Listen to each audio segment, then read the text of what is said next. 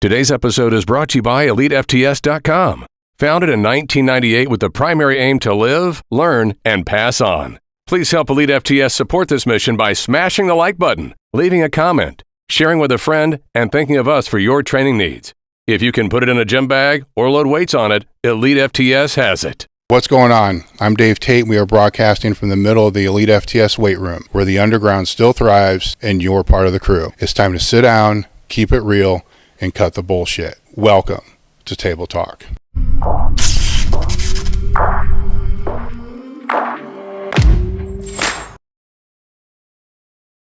Today's episode is brought to you by Element, a tasty electrolyte drink mix with everything that you need and nothing that you don't. In other words, no sugar, no artificial coloring, no artificial ingredients, no gluten, no fillers, and no BS. With Element, I love the watermelon. The watermelon tastes freaking awesome. I drank one pack every day, no matter what. People that train out here, it's sitting out here for them all the time. The boxes don't last very long. Right now, Element is offering Table Talk listeners a free sample pack with any purchase. That's 8 single-serving packages free with any Element order. Get yours at drinkelement.com/Table Talk. The deal is only available through the link in the description. The other thing is, if you don't like it, you can just give it away to a salty friend and Element will give you a 100% refund. No risk, money back guarantee. Head over to drinkelement.com/Table Talk. Today's episode is brought to you by First Detachment. Are you looking for a supplement brand that truly understands hardworking athletes?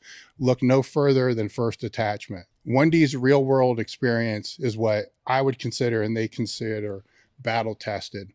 I have known Justin Harris for pretty close to 2 decades. And if there's anybody that I trust with nutritional and supplement needs, it's Justin Harris. If you guys have followed me and have followed the podcast, you pretty much already know how I feel about the supplement industry. For me to get behind any brand, I have to trust the brand and I have to trust the person both. And I'm pretty sure you guys all know why. When it comes to creating formulas and putting products on the market, and there's nobody that I trust more than Justin Harris. While I love all of their products, I'd suggest that you check out the Field Rations and WTH first. Go to www.firstdetachment.com and use the code TABLETALK10 to save 10% off each order. The link is in the description.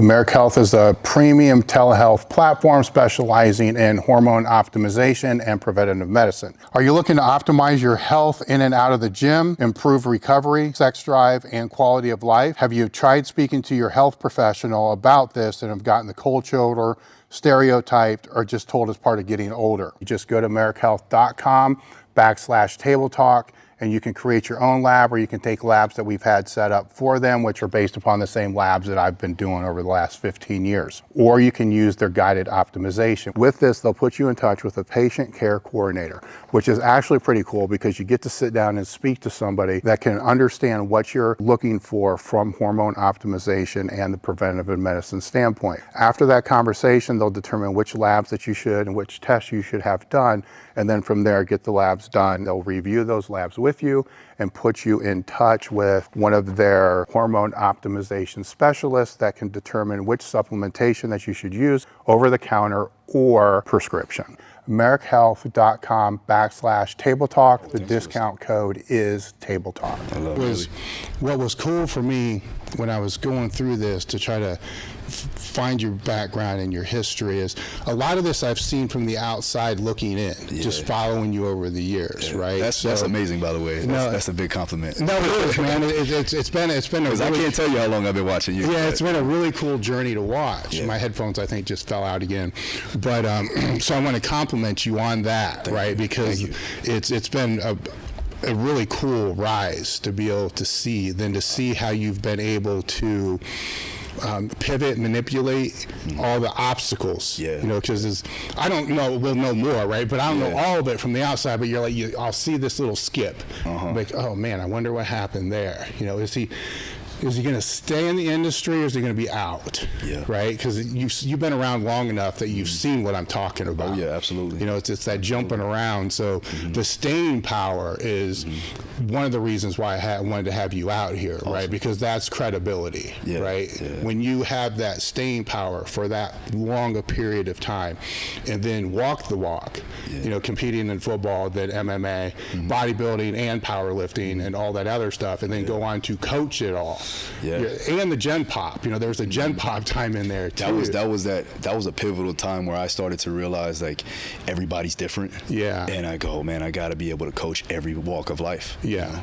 But it comes down to understanding personalities. We can get into that too. Yeah, and you got to, so this leads you to a scholarship, correct, for football? Partial scholarship. Partial scholarship, and that. So let me go back a little bit. So it's funny because I grew up in an area in Broward County where it was crime everywhere. So I don't like to say product of your environment, but you kind of get stuck in this lifestyle where you have to be the part, you know, you have to be the tough guy. And for me, I'm living in a predominantly black neighborhood, so I was fighting nonstop.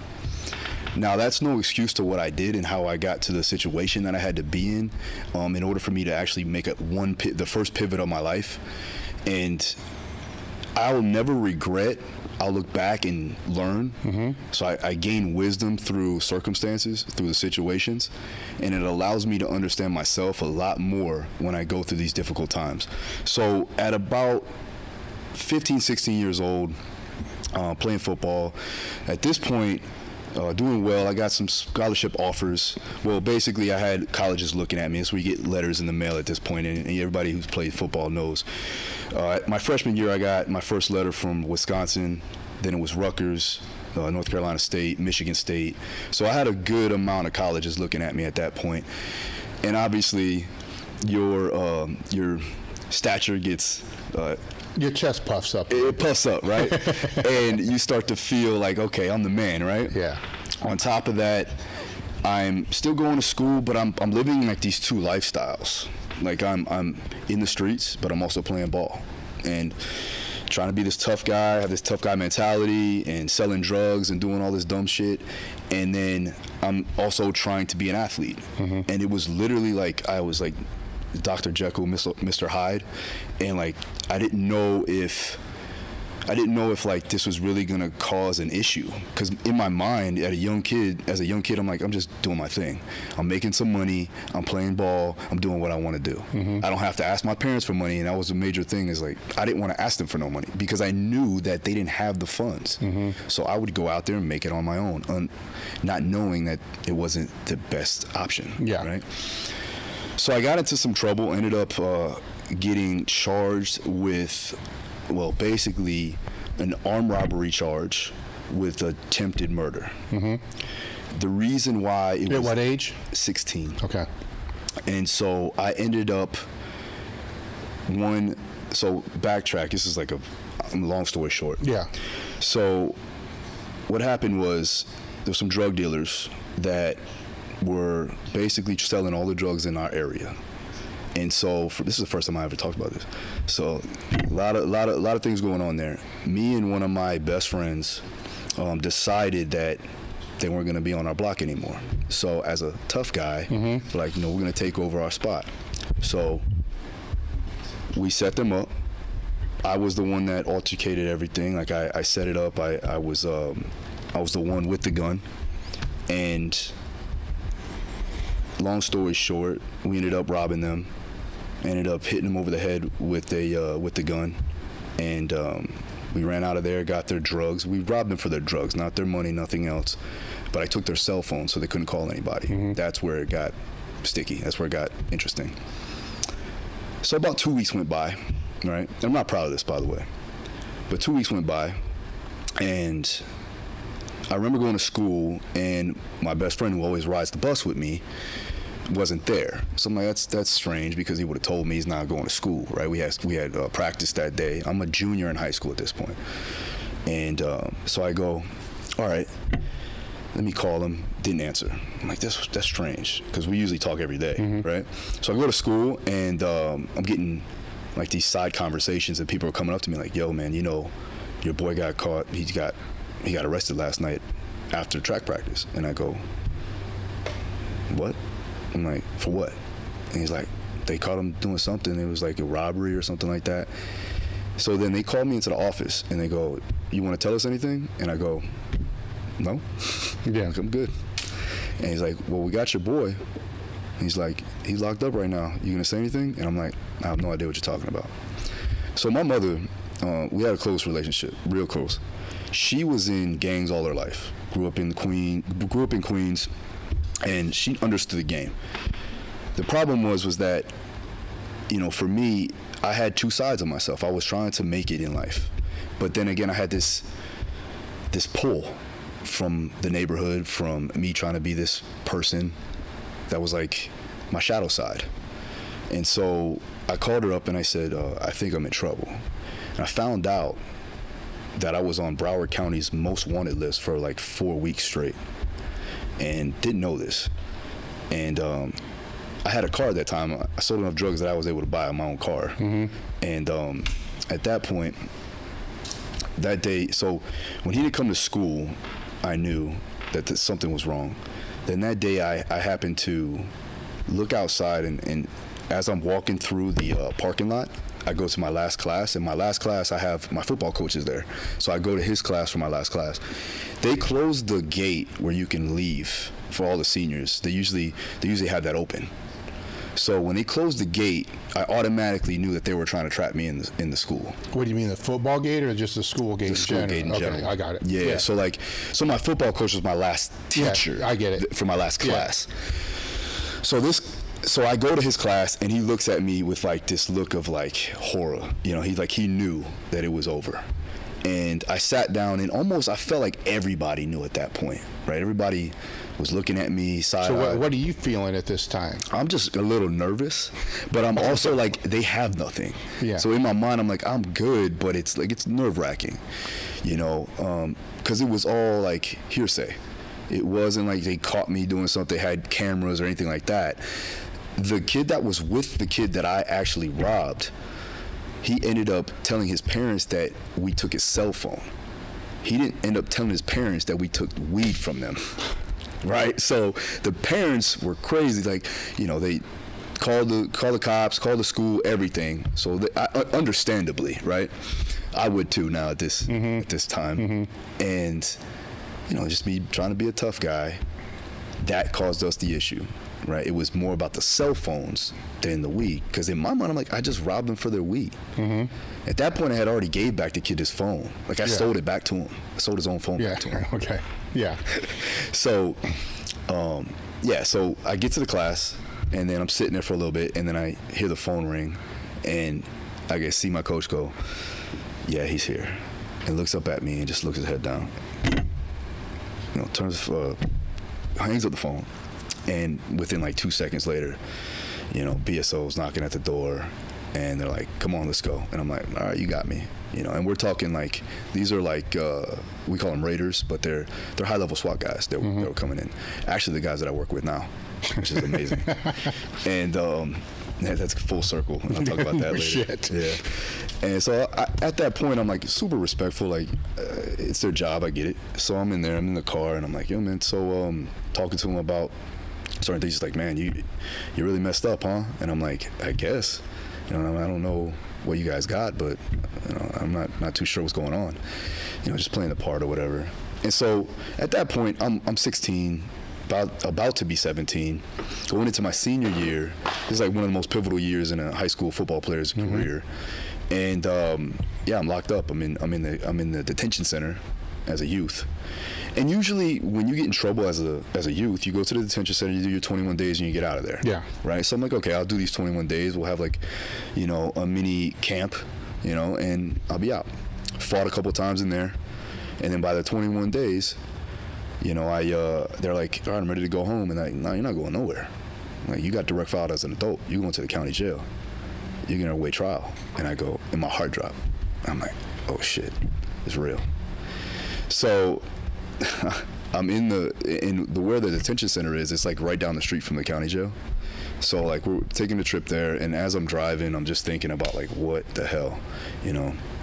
And We get to the county jail, you know, they do all the search, you know, bend over, all that bullshit.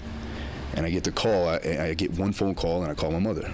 And she goes, don't say anything, you're gonna be fine. We'll figure this out, right? And then all I needed to hear was that. So super optimistic at that point, right? Had super, I was faithful at that point. And so I'm sitting in there, and all I kept thinking was like, this isn't me, this isn't it. I'm like, God put me on this planet for a reason. I said, there's gotta be a better way. And I know for a fact that I'm getting out of this situation and I'm putting myself in a better position to be successful. From then on, I've never seen the inside of a jail cell. I've never been arrested. Maybe a couple of tickets here and there, but that's about it. Yeah. And I work with the guys now. So how did this play out? So after how did it play out? So as we're going through, I'm sitting in the county. Now, I'm in the county jail for about a month now. Yeah. You know, and at that point, funny story, we're in there on the 5th floor. The 5th floor is like juvenile kids, you know, 18, right around that age.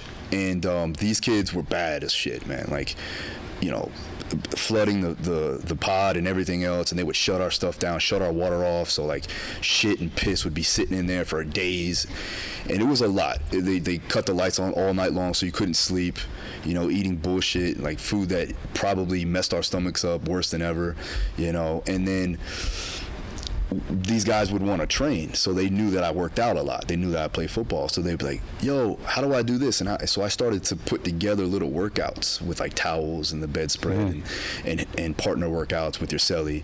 And I was like, oh man, I'm putting together routines. So I'm like, this is cool. So I started putting together routines for the guys that were in there with me. Eventually they couldn't find anything. I had a great lawyer. They ended up giving us 5 years probation and like some restitution. And also I had to speak at a couple of events about my situation. But then at that point I got dropped out of high school because they drop you out immediately. So I was doing like a drop-in program inside the county jail, and then I had to go back into another drop-in program once I got out to get back into school. At that point they kicked me out of my high school that I was at. So I'm trying to find a school. And I go, there's only 2 schools that I really want to go to. And it was one school that had just been to the States prior, which was Deerfield Beach High School. And so from there, I go, all right, we're looking around for schools. And this is down the line. So I'm still on probation, right, as I'm going into high school, my senior year. At that point, I'm fresh out of county jail, going into Deerfield Beach High School, and you would have thought that I came out of like a 10-year stint, the way I was walking around, right? I had gold teeth, I had shaved head, I was already fully tattooed, and I would walk around with a chip on my shoulder as the new football guy that came out of jail, right? And I look at it now, and it was funny to me because, like, how was it perceived though by those there? They loved it. Yeah, they were like, "Yo, this new white boy linebacker, fresh out of fucking jail," you know. And I had a chip on my shoulder, like I had stuff to prove at that point. But I also was very humble that I knew that shit could be taken away from me in any moment. So at that point, I was humble, but I was also ready, and I was serious because at that point there was no turning back. At that point, though, all of the colleges just dropped me. So all the universities were gone at that point. I had a few, like, D2s and like, D3 schools looking at me at that point. I'm 5'8", 205. But I could hit. I was all county. And, you know, I knew the game. Yeah. I was really good at that. So as the season goes by, I did really well. Jason Pierre-Paul was on our team. We had Deshaun Robinson's on our team. Shoelace played for Michigan. Played for the NFL, so we had a good stacked team that year. We beat one of the best teams in the state, almost in the country that year too as well. Did well enough to get a partial scholarship to a Division I AA Alabama State University, which is an HBCU, and stood out there too as well. When I left Florida and went to Alabama, a culture shock occurred because, like, I'm coming from South Florida where it's very diverse. You go to Alabama and it's like black and white. You know, and I'm at a HBCU. I'm the only white kid there, besides probably the kicker. You know, of course, kicker. Yeah. But no, I just felt like I was out of place, and I was missing home a lot. At that point, I was getting in fights, like nonstop. getting in fights with the teammates, getting fights with people in school, and I was just like, man, I would stick it out, but I just wasn't happy. Yeah. Wasn't happy. And at that point, I was getting a lot of concussions, a lot of injuries, because I was playing middle linebacker and strong safety, and I was the gunner on the kickoff team. So I was busting wedges every day. So 300-pounders lined up, I'd run straight through them. And obviously, I didn't win all the battles. But I was like kamikaze, just make it happen. Bust through the wedge and allow your teammates to make the tackle. And from there, just like now it still bothers me. Pinched nerves, concussions. And my family called me, or my mother called me, and it hit hard. And she goes, man, we have no money. She's like, we are struggling. And I go, at that point, NCAA at that time wouldn't allow us to get jobs, no sponsorship, none of that shit. So I was poor too. I had nothing. I was broke as shit, broke college student. We get food because we were on partial scholarship, but that was about it. I couldn't go out anywhere. I couldn't go to the movies. I couldn't take out anybody on a date. So it was just rough. And then on top of that, your family's going through it back at home. So my sister, she's 10 years younger than me. I basically helped raise her. She was going through it. She had some issues. So I had this push and pull thing going on where I didn't know if I wanted to stay there in Alabama, try to ride it out, fight it out, potentially do something, maybe go to Arena League or whatever, or possibly make it to the NFL, or go back home and help my family. And it took me about a week and a half to really figure out what's the plan of action. And then from there, I think one day I woke up and I was like, let me just do this. I gotta take care of the people that I love. So I went up to my head coach, and I was like, listen, I need to leave. And he's like, what do you mean, for a weekend? I was like, no, I gotta leave. He's like, my family's going through it. I gotta help him. He's like, well, can we help out in any way? I'm like, not if you can give me some money. He's like, well, we can't do that. And I was like, I gotta go. So scholarship gone, go back home. Now at that point, my family moved from Broward County, which is the neighborhood I grew up in, to Port St Lucie, which is a small little neighborhood, kind of reminds me of London. And there was nothing there. It was like, at that point, there was nothing there. It grew. It's grown now. And I was like, man, so my initial process was going to be, all right, I'm going to go there, I'm going to take care of my family, I'm going to use my degrees that I'm going to get, and then I'll figure it out, right? But at the same time, I still wanted to compete. So I'm a natural competitor, and I was boxing on the off season in Alabama. So I was doing amateur fights in Alabama, unbeknownst to the NCAA. So I had to go out for an alias name. Yeah. So as I'm doing it, I'm like, I want to box, I want to fight. I feel like. So what's going on with the schooling at this time? So I'm still going to school. Yeah. Right. I'm going to Kaiser University, finishing up my degree. Got it. So now I'm full time there. Why did you just, with your background, with what you're telling me, why? To go there. Why continue with it? Because now there's not a partial. I know. You're going to go in debt. Yeah, absolutely, I am. Yeah, yeah. Because I wanted to finish. Hands down, I wanted to finish something that I started. And it was the only place I could go to allow me to still do all the other things I needed to do. Yeah. So I was training for fights. I was sneaking people into Gold's Gym and EliteFTS and training them for $20 a session. I would go to school from an extended amount of time. But because of the system there, I was able to make sure that I had everything scheduled out. So my day started out as soon as I got to Port St Lucie. I signed up at American Top Team Port St Lucie with Dean Thomas, and I was like, man, I want to fight. He was like, cool, come to the class. And then he transitioned me out of boxing and went right into MMA because I knew that MMA was on the rise. Yeah. So I'm training that, and then I'm trying to finish my degree. Now my days look like, okay, 4 a.m. wake up. This is in the beginning. I was probably 20 years old. Wake up at 5 a.m. or 4 a.m. Train a client at 5 that was about 45 minutes away from me at Sampson's, at Tony's gym. Then I would go to school from 8 to 1 all the way through. Then I would go train myself at about 3 p.m. Then I would train a client at 5. Then I would train another night class sparring at 7, 8 o'clock, and then I would do it all over again. And then I would try to get at least 2 sessions in a week, or 2 sessions in a day of MMA, because I was an amateur now competing. That kind of went all the way through until about 21 years old when I turned pro. I finally got my degree from Kaiser, finished that up, so I was good there. So notch in my belt, boom. Now I'm like, I need to make more money because I'm broke again. And only thing I know how to do is hustle. So at that time, I'm like, all right, let me go to these gyms. Let me go to these local gyms. Let me go to EliteFTS. Let me go to a local global gym that I can, put my resume in and just see what I can do. So I went to a gym. It was like a local fitness gym. And I ran one of the lead trainers through a session. He loved it. He was like, you did awesome. They ran a background check. They saw I had a felony charge. They're like, man, we can't take you. So I'm like, fuck. All right, what do I do? So I'm still fighting, not making any money. And at that point, Tony goes, you want to start training people here? I'm like, absolutely. So I started training people there, making money, building my clientele up. At that time, I'm building my clientele up so much that when the rent gets upped, I'm like, why am I here?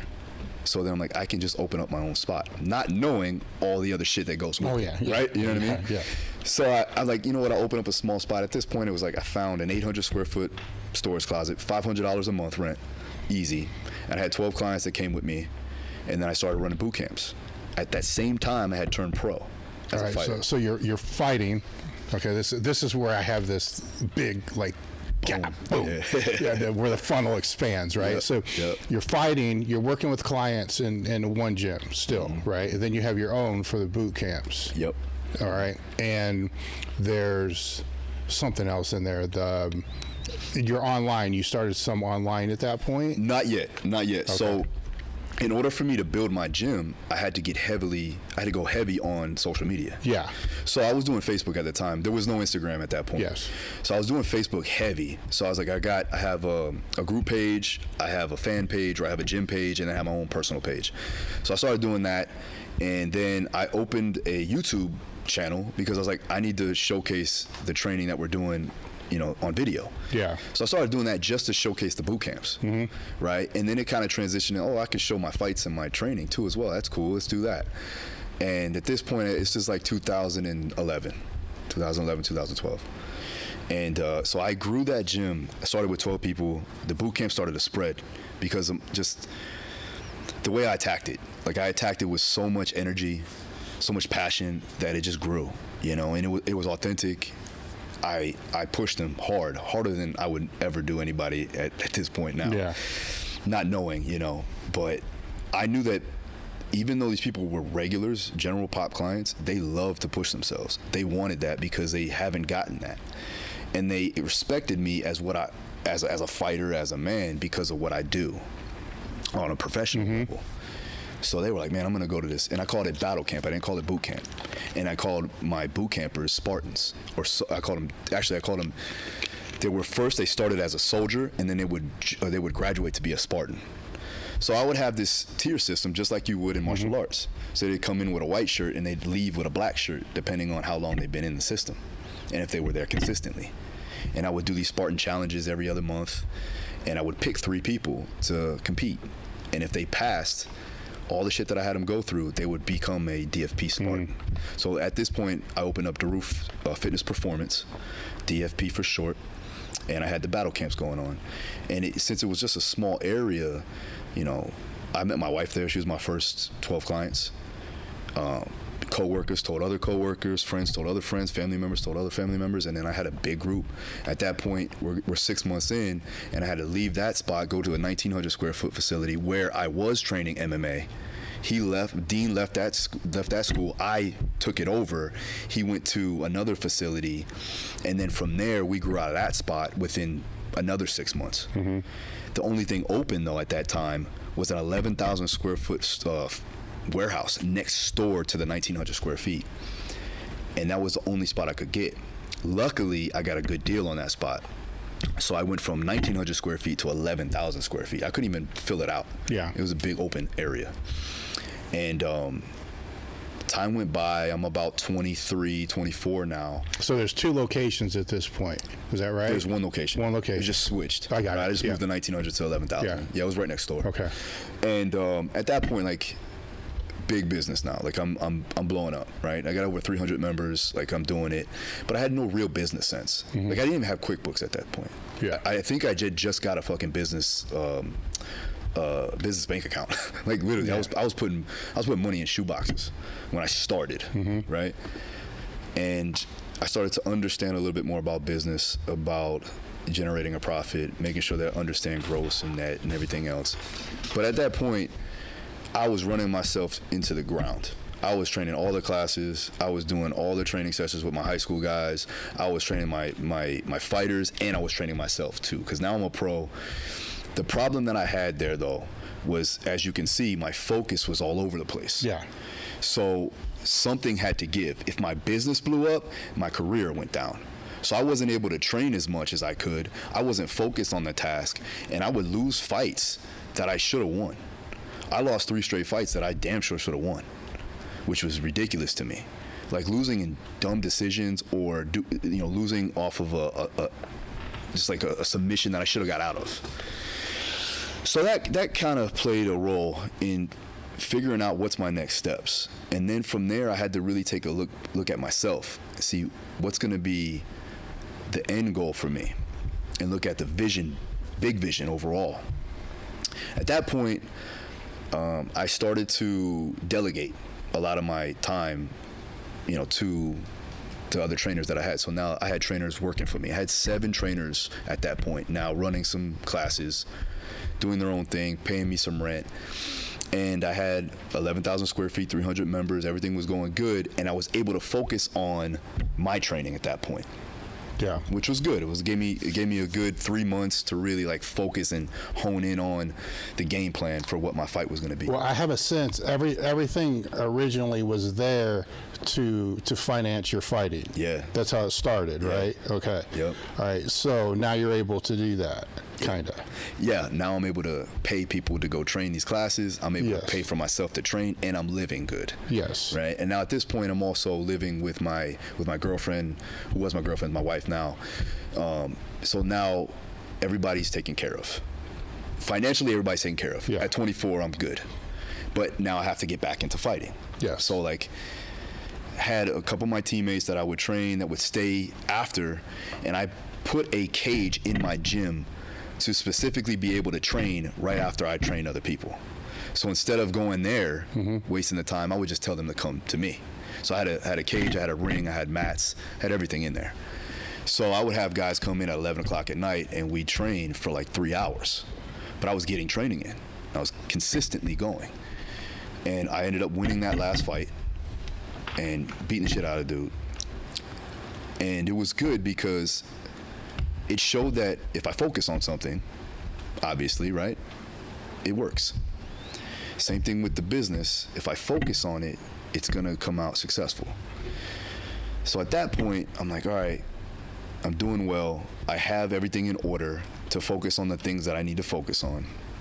And one training session, my teammate, he comes and we're doing just like tech sparring. I'm 2 weeks before my next fight. Good fight for me. I'm like super confident, and hits me in the back of the head. He does like a spinning back kick, and his heel comes down right in the back of my head, and I get concussed. And I'm like, damn, 2 weeks out, not a good look. So I finished the training session, but I was still concussed. I was like, man, I'm still not feeling it. All the signs, right? Nausea, dizziness, forgetfulness, all of that. So I went to the neurologist. They ran some tests, and they basically told me at the end of it all, like, if you don't stop by the time you're 50, you're gonna have Alzheimer's, you're gonna have dementia, whatever. And you're like, you gotta stop. And I go, man, you have no idea what you just told me. This is a neurologist, he doesn't understand. And so it took me like 2 weeks to really figure it out, because at that point, I was like, let's just add more shit onto my plate. Like, oh, let's go get my PhD now. So let's drive down to FAU and let's go. And that's another hour and a half away. And my son was just about to be born. So there was a lot going on. And there was a lot of things that I needed to focus on, and a lot of things that I needed to prepare myself for, that I knew that if I were to keep going in this in this direction that it could possibly end up very bad for me and my family. So it took me 2 weeks, and I called Dean because he was the only one that I really could talk to for this particular incident. And I go, man, what do you think? And he goes, well, if it was your knee or your back, we can kind of work around it, but it's your brain. You can't really mess with that. And when he said that, he was like, but listen, you're a successful business. You have a successful business. You're a successful businessman. You're a good leader. There's so many ways that you can make this happen on a different level. And I go, it's not what I want to hear, but, you know, whatever. So I hung up the phone, then thought about it, and I ended up like making just an announcement that I'm stopping competing, like I'm retiring, you know, whatever. And from there, I didn't want anything to do for the first year and a half. I didn't want nothing to do with MMA. I didn't want to watch it. I didn't want to train it. I didn't want to do anything. So at that point, I fought at 155 pounds. So I now went from 205 to like 178 walking around. And I'm like, man, I got to get bigger. Like, I look small. So I was like, how can I get bigger and still compete? And I go, I got it. I'll do bodybuilding. So I started doing bodybuilding. And I found a coach that was nearby. It was one of my friends. He put me through a bodybuilding show. So I learned all the details on how to like isolate movements and just put more focus on the muscle, just like you did. And I go, man, this is really good because this helps me with my coaching. So now I'm learning different levels and different ways to actually get somebody better. So I did that, and I focused on that. Nothing else was going on in my life except for running the business and focusing on bodybuilding. And it kind of went hand in hand because I just go to the gym, I'd train, I'd eat my meals, and then I'd go home. For 6 months, I went all in. I watched nothing but bodybuilding YouTube, you know, did nothing but bodybuilding movements, ate, slept, drank like a bodybuilder. And so I did well. I took first place, I believe, in my division, and then second overall, right? Small little show, doesn't matter. But I looked the best that I could look, which was really what I wanted. Mm-hmm. I got up to like 210, dropped it down to like 181, and I was shredded. Was it enough of a distraction to take your brain away from MMA? It was, because it was nonstop. Yeah. You know how it is. Yeah, It's non-fucking stop. The worst thing was the hardest thing was the diet. Yeah. And at the last minute, the last week, I had to like deplete, and I just wasn't depleting. Like I went 4 days straight, just white fish, egg whites, and I believe it was asparagus for 4 days straight, 3 meals a day, three or four meals a day. And I just would not deplete. Finally, I had to make the weight class, so I did what I knew best, cut weight. Mm-hmm. So I go in the sauna, and I looked good on that Friday. I went into the sauna and just fucking flattened out because I just cutting weight like an idiot. Yeah. But after that, I was like, you know what, this isn't really for me. I didn't really like the whole vibe of it, like standing on stage and doing all that. It was a little bit too egotistical in a sense, you know. And I was kind of, and 100% hands down to all those guys that do it, man. I got friends that still do bodybuilding. These guys are awesome. But for me, it just wasn't it. Yeah, when I went through it, it was kind of the same thing, where respect for the discipline. Absolutely. I don't think there's any sport more disciplined, because it's 24/7. Absolutely. You have to be, and as an athlete, you do have to be egotistical. You have to be selfish. Yeah. And that makes sense. For me, there was no reward. Yeah. You know, like for a fight, you train for the fight, then you win the fight, you're like, fuck yeah, this is like. Perfect example. So this is when I said, I'm not going to do this again.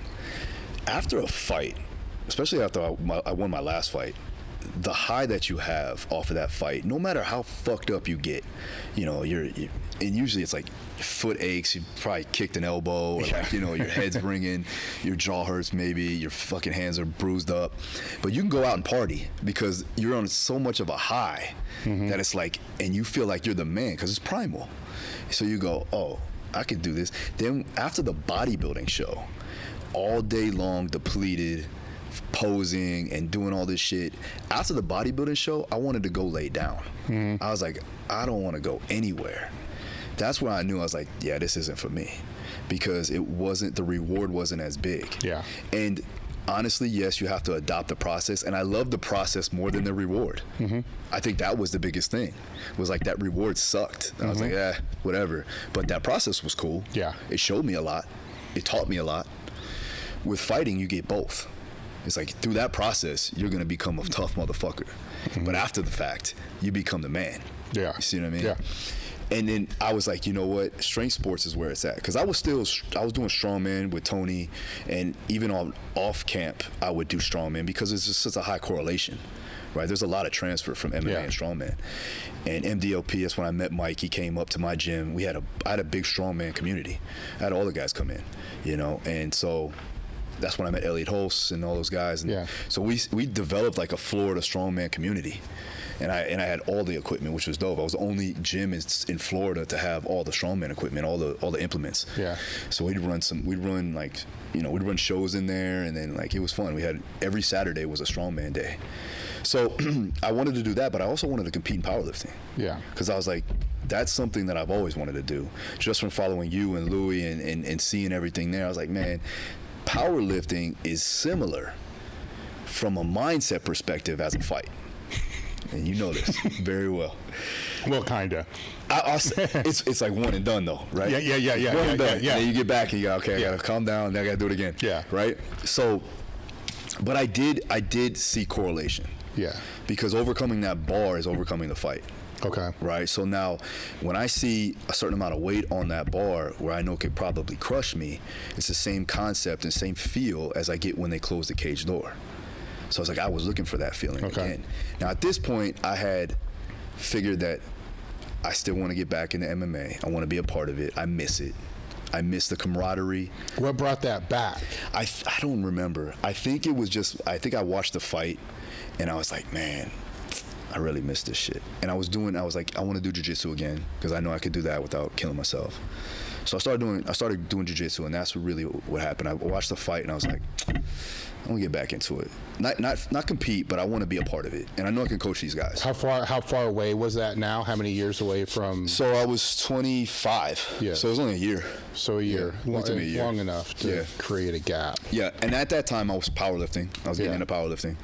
And I still had the gym.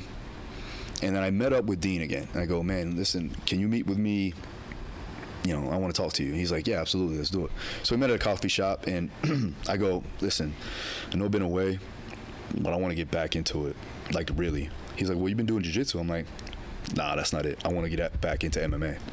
He's like, you can't compete in. I was like, no, but I want to coach. It's like, you have anybody? At this point, he was at American Top Team, the headquarters. So now he was a full-time coach there. He had closed the gym down, or at least he sold it to his partner. Mm-hmm. And I go, so you have anybody in mind that you would want me to work with? And he goes, you know what? You may be in luck. The strength coach that we have is actually leaving. So if you want to bring your resume down, you know, you can test your luck. And I was like, I'll do it today. So I got my resume. I drove down there. It was like a 90-minute drive. And as soon as I got there, I met with the strength coach, good guy, super knowledgeable, and just telling him my story, you know, how I fought here, I trained here. You know, I would come down Tuesdays and Thursdays and spar with the guys on Block KO. And so the coaches knew who I was. And the fighters knew, you know, also. They were like, what are you doing here? They didn't know me as a coach. They knew me as a fighter. Mm-hmm. And I remember Hector Lombard was the first person that greeted me. And obviously Hector, if you guys know who Hector is, like, he's crazy. Like, but he's a good guy. Like, outside of the training world, he's a good guy. Mm-hmm. He's like the Mike Tyson of MMA, right? Mm-hmm. And he was at that point in his career where he was like 22, fight win streak, Bellator champion, big, like stocky, and just killing people, running through guys. So his stamp of approval helped me get in there. And then King Mo Lawal also loved the training. And then Dustin took to the training. And then Joanna came in and took to the training. And then at that point, they were like, all right, I was going down there for 2 months not getting paid every day. Well, 4 days out the week, every day when I had to. And I knew for a fact that this was going to play out in the right direction. As long as I stay the course and I do it the right way and I leverage. And I told my wife, I go, I don't know, I'm taking a big pay cut for sure. I don't know if I can sustain the gym and still come down here and work with these high-level guys. I have to be full-time. And she goes, well, I trust you. And from that point on, I was like, all right. She gave me a stamp of approval. I feel good now. So I sold the gym. That's like 6 years of work, mm-hmm. you know, and I'm like, here, because I got a bigger plan. So at that time, I was like, all right, I need a small spot though, because I still need to do my content, and I still had some personal clients that I wanted to work with. So I opened up a spot like right near my house, super convenient, and I would do that on the days that I wouldn't go down there. So at that point, I'm driving down there 4 days a week. I'm training clients 3 times a week and shooting content up at my spot. And I didn't know what I was doing in the beginning of like content creation, like putting the camera in front of me, just old school with the whiteboard, knocking out some tutorial videos, you know. And things started to open up. So when I got there, they were in the transition from going into the place that they were in to the 40,000 square foot facility that they were going into. So I was in that transition phase with them. When I got there, I said, I got a 5-year plan here. I know what I'm gonna do. And so I wrote out my goals. I wrote out the vision that I had for myself. I wanted to be trainer of the year, for the World MMA Awards. I was like, that was one thing that I wanted, because I could see, guys like Mike Dolce win it and all that. I was like, I want that. And I remember telling Dean, like, I want that. He was like, why you want that? I was like, because I want it. I was like, I just want it. And at the time, I was also competing in powerlifting, so I was doing a lot there, But it was just because I wanted to. That was one of the goals, but what was the vision? The vision overall? Well, yeah, stamp myself as one of the best MMA strength and conditioning coaches in the world. Yes. And then also work with multiple world champions. And then whatever happens from there happens. Yeah. Now there's a bigger vision, because now there's a next step. So at that point, a couple years go by, and I'm winning world titles with my guys, and 100%, man, I'll take nothing from this. Like, I knew for a fact that if I didn't get that opportunity, I don't know where I would be. So I'm 100% humbled and appreciative of all the opportunities, no doubt about it. It's who you know to get you in the door, but it's what you know that keeps you there. And then from there, it's like, how can you stamp your place in this whole in this whole industry, and how am I going to do it appropriately? Well, to rewind back, I mean, it was. The way I'm trying to relate this to my journey as a power lifter, right? Yeah. So it's my identity at a certain point in time that I can't do it, or decide both, right? Can't and decide, right? So I don't think any of us want to make excuses and say it was just the concussion or it was just the shoulder. There's accumulation of things. Yeah, definitely. But it's still an identity crisis, thus you bodybuild and all this other stuff. Yep. And then you find your way back into it, but yet you're on a balance beam of disaster, right? Because on one side, you want to be in it, right? On the other side, you're trying to figure out, can you coach it? Yep. So you have to shift your identity in a way. I had to shift my identity my entire life. Yes. Which is maybe a downfall, and it's a detriment in a lot of ways, but it's also something that allows me to be adaptive. I don't know how much this was a shift more so than a bend. Like, the shift would be bodybuilding. Yeah. Right? That's a definitely. big shift, It's right? a big shift, but you got to think, like, I learned a lot there. Yeah, but back to MMA is a bend. Yeah. You're still around everything that you love, just in a different way. Yep. I think that doing that showed me that I love being a part of the sport. I wanted to help individuals. And at that particular time, around the age of like 27, 28, is where I was like, this is my identity. I'm a coach, and this is what I'm going to do. Yeah. At the same time, to better myself as a coach, I still need to be a practitioner. Yeah. So it's the same. So like, powerlifting was simple for me to do. Oh, yes. As opposed to fighting. Yeah. I can't fight and then coach fighting, which I was doing for a little bit, or at least fighting and coaching strength and conditioning for fighting. Yeah. And I was doing that for a while. And I was like, that it can't be that. It has to be a little bit simpler than that. So powerlifting only took 3 days out of my week, do a little bit of accessories here and there. But it was also giving me an understanding of how to lift. Well, there's only a couple motor abilities there too. Yeah. Right. So you step into a ring. Yeah. It's a lot easier. It's a lot easier. I had a couple of powerlifters that wanted to train with me. I was like, Oh, that's all we got to do. Yeah, I forgot about that. Yeah, So usually I'm working with multi-directional movements, bioenergetic demands, all of that. But so when you start working with the fighters, then you discover that.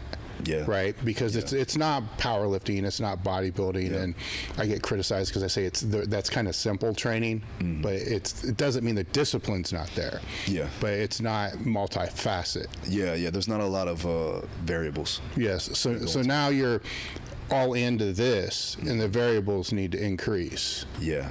So your education has to increase around that. So what was the pursuit then? Yeah. So I was trying to learn everything, like everything. And I was going to every certification course, every seminar I could get my hands on, because I was a one-man show now, right? So I needed to learn mobility. I needed to learn how to properly program. I needed to learn how to produce power in different directions. Just a lot of different things. But I also needed to be the physical therapist, the psychologist, the massage therapist, like all these different things, because I couldn't, like I could outsource it, but I knew that they wouldn't do that. So I had to adopt a lot of these modalities of training and be competent enough in it to help all the athletes. On top of that, I had to learn about energy systems on a whole nother level. I needed to learn about how, I went through so many different periodization schemes and models of training because of the situation that I was in, where that really showed me how to prioritize, how to schedule, and it helped in my life too as well. Because I knew if I didn't have a proper schedule down, if I didn't have prioritization, if I didn't have focus points, if I didn't have a standard procedure on how to actually operate, then nothing will go as effective and as successful as it can be. So with that, I was playing around with a bunch of different things. I started with, obviously you start with block. I went with linear for a little bit. I went to tier system. I was doing triphasic on the off camp. But I was like, conjugate has always worked for me. It's always worked for me since I was in high school, in my own career, and now it's gonna work here. And the problem though that I had was I couldn't stick to a traditional 4-day-a-week split because we didn't have enough time. So with that, I started to learn all these things. I was heavily into like all the West Side stuff, all of your stuff. And I was like, all right, let's just try this. And I tried it on my best guys, and I tried it on myself. And what I found was that guys were maintaining their adaptations, and they were getting better, and they weren't delineating all these demands that we were going through because weight cut issues, a bunch of different training modalities that they had to do throughout the days. We just needed to touch everything all at once. We needed to turn the dials on, and we needed to turn on the highest of what we're trying to focus on. All right, so for those practitioners that are, or strength coaches that are coming up, I want to point something out here, right? So you're working with the fighters 4 days a week, and it's taking you an hour and a half, I think you said, just to drive there. Yeah. Right? Yeah. All right, so that's 4 complete days. And then on the other days, you're training clients basically to pay the bills, right? Mm-hmm. And content. Mm-hmm. So now you have to learn all these other things too, with the strength and conditioning. Yeah. So how many hours a week are you putting into your craft? Oh, it's every day. So it was like at least 16, 18-hour days every day. For how long? I mean, it's never stopped. It's never stopped. Well, I'm pointing this out because I think this is a big component that gets missed. Yeah, definitely. That it's nonstop. And now being a business owner too as well, it's like it's never ending. Yeah. It's never ending. And you gotta love it. If you don't love it, then it's not going to be sustainable. Everybody knows that. Mm-hmm. I mean, you should know that. I talk to the coaches that I mentor now, and it's like they're engulfed in this shit. They love it, and it's because they see the results. They see how they can help people and how they can, generate successful productivity with the people that they work with, the people that that put their trust in them. And that's really what drives you. You gotta love to help people. You gotta love to serve. There's still a whole lot of this though that you don't. Mm-hmm. Right? That just comes with the territory. Yeah. Right? So I kind of push back a little bit on you got to love it. Yes. I mean, that's kind of like a given, right? But there's a big chunk that I think people avoid doing, and that's why they don't succeed. And that's the part of all this work that they don't like. Yeah. It's just the bullshit that comes with it. The financial aspect, the paperwork, the marketing, the advertising, the relationship building, the networking, this just... Well, I found that the weaknesses that I have, I ended up loving it because it was something that I knew that if I plugged that gap, if I made that link in that chain stronger, then I would be better. What's an example of one? Business in general. Yeah. Right. So my marketing was always on point just because I knew how to gain attention. Yeah. But it was also like the logistics, the analytical side of it, understanding, profit and loss statements, understanding how to, optimally keep a higher LTV and making sure that these people stay and sustain and retain. Yeah, for those that don't know, lifetime value. There you go. Well, let's talk about that because they don't know. Yeah. Right? Okay, so when did that come into your dialogue? And then when did you learn the importance? Because this is a big one, man. It is a big one. I mean, you have to be able to sustain your clients. You have to be able to retain your clients. Yes. Like I've had fighters for like 7-8 years that still are with me. And you have to always find a way to keep them interested, keep them progressing, and keep them around. And a lot of times they're just super comfortable with you. Well, do you look at that when you're looking at your acquisition costs? Absolutely. Okay. Absolutely. So like if I'm going in and I'm trying to acquire, let's say, an individual that I know that if we stay for the long term, they're gonna succeed, right? And the longer I have them, the better they're gonna be. So from the start, when I bring on an individual, now that could be from marketing, that could be from word of mouth, that could be from another friend, whatever, or that could be from them following me on Instagram, right? I bring them in, I sit them down for at least 90 minutes, and we vet out everything. We go over all their insecurities. We go over all their challenges. We go over all their goals, their aspirations, everything. What do some of those questions look like? Just like, what's your true purpose? Like I peel back the layers. How do you, okay, so say you ask that to me and I'm an athlete, like to fucking win, dude. No. So then I go, why do you want to win? Because I do, it's all I've ever done, right? Yeah.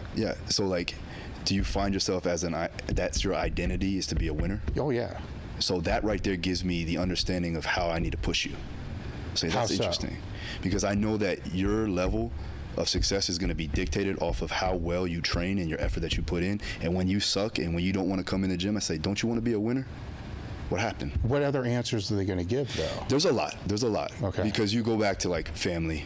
Because with fighters, it's different, right? There's a different level. Like, because when you're fighting for money, you're fighting for fame, you're fighting for the title. Okay. There's a lot of different variables there. So they could be doing it just for their family. Yeah, a lot of times. To pay the bills. A lot of times, yeah. Some guys have those aspirations, like I want to be a world champion, I want to be the most known. And I have young kids that come to me, they want that. Okay. They don't have families yet. But it transitions, and then you have to have that. You have to have another meeting with them throughout their career and be like, what has changed? You have family now, you have kids now. Right? What has changed? What is your purpose now? And I've seen it with a lot of high level guys. They're like, I used to want to be a world champion. I used to want to have millions of dollars. Now I just want to take care of my family. Now I just want to be around for my family. So I have to make the right decisions, training wise, schedule wise, making sure that I'm there for them, and things change. Yeah. And that's how you retain, because now you can move and adapt with the times. Okay. So it's when that changes, because you're working with a lot, right? So I guess we should define how you work. You have people you work with online, then you have people that you work with in person. Yeah. Right. But do I want to use the word, the base template of your philosophy, which we'll get into here in a minute, your training philosophy, is still going to kind of be the same, but it's going to have to, be molded with each person, because you can't have like different philosophies for every single person. Yeah. You wouldn't grow doing that either. Yeah. Mm-hmm. So I guess before I ask this question, what is that base philosophy? If I was to say, what is your base training philosophy at this point? At this point is really, the people that I have now is like longevity. Like, how well are they going to be able to sustain throughout their career, and then what are they going to do after that career? So I have to work on getting them to be better movers, getting them to feel better, recover better, understand how to take care of their bodies in and out of the gym. And then from there, it's like a holistic approach where I can dictate not only their training, but also their recovery. And that's the big thing. With any coach, you should be able to do that. Mm-hmm. So my philosophy is longevity in a lot of ways. And how do I do that? Well, we give them what they need, right? We find out exactly from an assessment standpoint, from a, when I have my consultations with them, I'm actually finding out discrepancies, compensation patterns, all of that comes into play. That's the X's and O's. Then I go, well, what's going to be the lowest hanging fruit that we can get off of right now, right? And then from there, it's like funneling in all these different demands of training, funneling in these methods of training that is going to give them the best result, not just for the short term, but for the long term. And that's how we build long-term value. That's how we build success. Yeah. So what are the metrics that you would use, right? So as a business, you got certain metrics to be able to grow the business. And with your athletes, you have certain metrics to measure, are they moving closer or further away from their goals? Yeah, it depends on the person. Like their limitations are going to be based upon that. So if I have like, let's say they're limited by their conditioning, right? We're going to do something where we get to see exactly, like we can run a standard VO2 max test, a lactate threshold test, all of that. That's going to give us an understanding of where they're at. But if I want to see exactly what's going on, what their limitations are from a bioenergetic demand standpoint, I'll pop on what we call a NIRS device, which is we use a MOXIE, whereas like it's near infrared spectroscopy, which is basically near infrared light that you can put on the muscle itself. And as they go to test, like let's say we throw them on an assault bike, we can do a 2-minute ramp up test, and I can see exactly through blood flow trends throughout the monitors in real time on if they are utilizing oxygen appropriately, are they delivering that oxygen appropriately, and how is their respiratory rate limiting that factor. So now, okay, their limitations, maybe they're a high power guy, they're very good at utilizing oxygen, but they can't deliver it, right? So now they're taking money out the bank, but they can't put it back in, right? So now they're going bankrupt. And then you got the guys that are very methodical, maybe come from more of an endurance-based sport. They can deliver oxygen, but they're not as efficient in utilizing it. So now we need to get them stronger. We need to get more muscle activation going. We need to get them in the weight room. Where the guys that come, like, you know, I got guys like Tyron Woodley or somebody that's highly powerful, we want to give them the ability to close that gap of their limitations. And we do that depending on where they're at in camp too as well. So if they're off camp, we're going to work on their limitations. We're going to fill those gaps. When they're in camp, I still want to work on their compensators because that's their game plan. So we got to improve on the things that they're great at too as well, just because we know that that's what they're going to fall back to. So we just improve on their ability to repeat power over time. What other items would be, let's say you just bring them on, right? So it's an intake form, assessment that maybe a week or whatever it's going to take for everything. It takes about a week and a half, 2 weeks. What other items are on that? I like to do a velocity-based training test just to see how well they're moving certain bar speeds and doing things in that fashion. What do you use for that? We use a gym aware and a flex device. Okay. So a velocity-based trainer, kind of like a Tendo, right? And it's a linear transducer, so it'll show us max velocity and max power output. It'll also show us mean velocity too as well. Yes. But what I'm doing there is I'm actually seeing, I can dictate the 1RMs based on what other velocities that they're producing at whatever weight.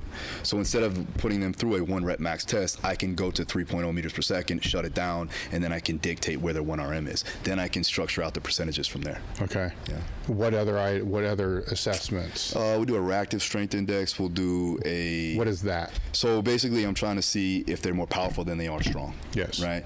And you can use a jump map for that. We also like to use a force plate to see how well they're producing force from a static position, whether that be a mid-thigh pull or something along the lines of that. Just for triple extension, we found that has high correlation. The UFC PI does that too as well. And that you can use a force plate. You could use a crane scale if you don't have the money to do that.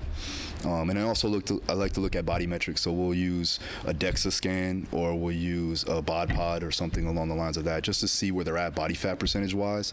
And then also I like to see their bone density, their bone mineral density. Usually fighters, football players, they have the highest bone density out of every athlete because they're constantly hitting their bodies, right? And then also the strength training helps that too as well. But if they have low bone density, that also gives me the understanding of what I need to put in their diet, and also how susceptible they are to injury. Yes. So that's going to dictate the training. That's going to dictate the diet. That's going to, with the DEXA scan, also shows us body fat percentage. That's also going to dictate their diet for that too as well. Because it's all about, all right, we got to make sure that also you can step on the scale and make the weight after the 8 weeks. So that's also inside of everything. Luckily now I have a weight cut specialist, a nutritionist on hand. I used to have to do that on my own. Yes. But now I have those people that I can just relay over to and be like, all right, this is what we have. But those are some of the metrics that we use. Standard box jump would be an easy one to do. Broad jump is an easy one to do. We do a lateral version, a bilateral version, a unilateral version too as well, going forward and sideways. Yes. Right? Usually with the fighters, they have higher levels of lateral force displacement than they do going linear, which makes sense because we're always in that lateral force, in that pretty much that frontal plane motion. All right. So now if it's not a fighter, they're running through those same intake metrics, right? I would assume. Yeah, this is after I sit them down for 90 minutes and go through a full-on interview with them. Yes. Because I'm trying to figure out personalities too as well. Well, through that full-on interview, are there people that you just won't work with because of things that you'll pick up through that? Yeah, exactly. I've turned people down, turned people away, or I've given people to other coaches that I knew that would be a better fit for them. Yes. And for you personally, what are some of the red flags? Really, it's just they have to have a higher purpose in my mind, right? They have to have a level of understanding of who they are and why they're here, as opposed to just being like, I don't know, I just think fighting is cool. Yeah. I just want to be the tough guy, because it's not sustainable, and I'm looking for sustainability. So if I know that it's not going to happen from the start, they won't even be a part of the gym. They won't be a part of the Root Strong at all, right? If they are highly driven, they don't even have to be the best athlete. I don't even want them to be the best athlete, because I'll make them a better athlete. But they just have to have the ability, they have to have that dog in them. They got to love to fight, and they have to know what it takes to get there. And they have to have the vision, and they have to love the process in that time. They don't necessarily have to know exactly what they want, but they need to be able to understand that they need to put the effort in to do so, because I can guide them as much as possible. And as we go through the years of us training, they'll figure it out, especially if they're young guys. Nowadays, I have more of the elite veterans. So they're different than the 20-year-olds, right? If you're 30s, 40s even, everything changes. Now it's like, all right, I wanna stamp my legacy in the sport. I want to be able to do things outside of the sport. I want to, put together businesses. I want to do non-for-profits. There's a lot of things that go outside of that I help them out with too as well. Content production, things on that side where I can, guide them in the right direction and let them leverage what they've gained over their entire career. Okay, let's go down some of those rabbit holes after we take a bathroom break real quick, and we'll be back. I gotta piss like a racehorse. Today's episode is brought to you by Element, a tasty electrolyte drink mix with everything that you need and nothing that you don't. In other words, no sugar, no artificial coloring, no artificial ingredients, no gluten, no fillers, and no BS. With Element, I love the watermelon. The watermelon tastes freaking awesome. I drank 1 pack every day, no matter what. People that train out here, it's sitting out here for them all the time. The boxes don't last very long. Right now, Element is offering Table Talk listeners a free sample pack with any purchase. That's 8 single-serving packages free with any Element order. Get yours at drinkelement.com/Table Talk. The deal is only available through the link in the description. The other thing is, if you don't like it, you can just give it away to a salty friend, and Element will give you a 100% refund. No risk, money back guarantee. Head over to drinkelement.com/Table Talk. Today's episode is brought to you by First Detachment. Are you looking for a supplement brand that truly understands hardworking athletes? Look no further than First Detachment. 1D's real world experience is what I would consider, and they consider, battle tested. I have known Justin Harris for pretty close to 2 decades.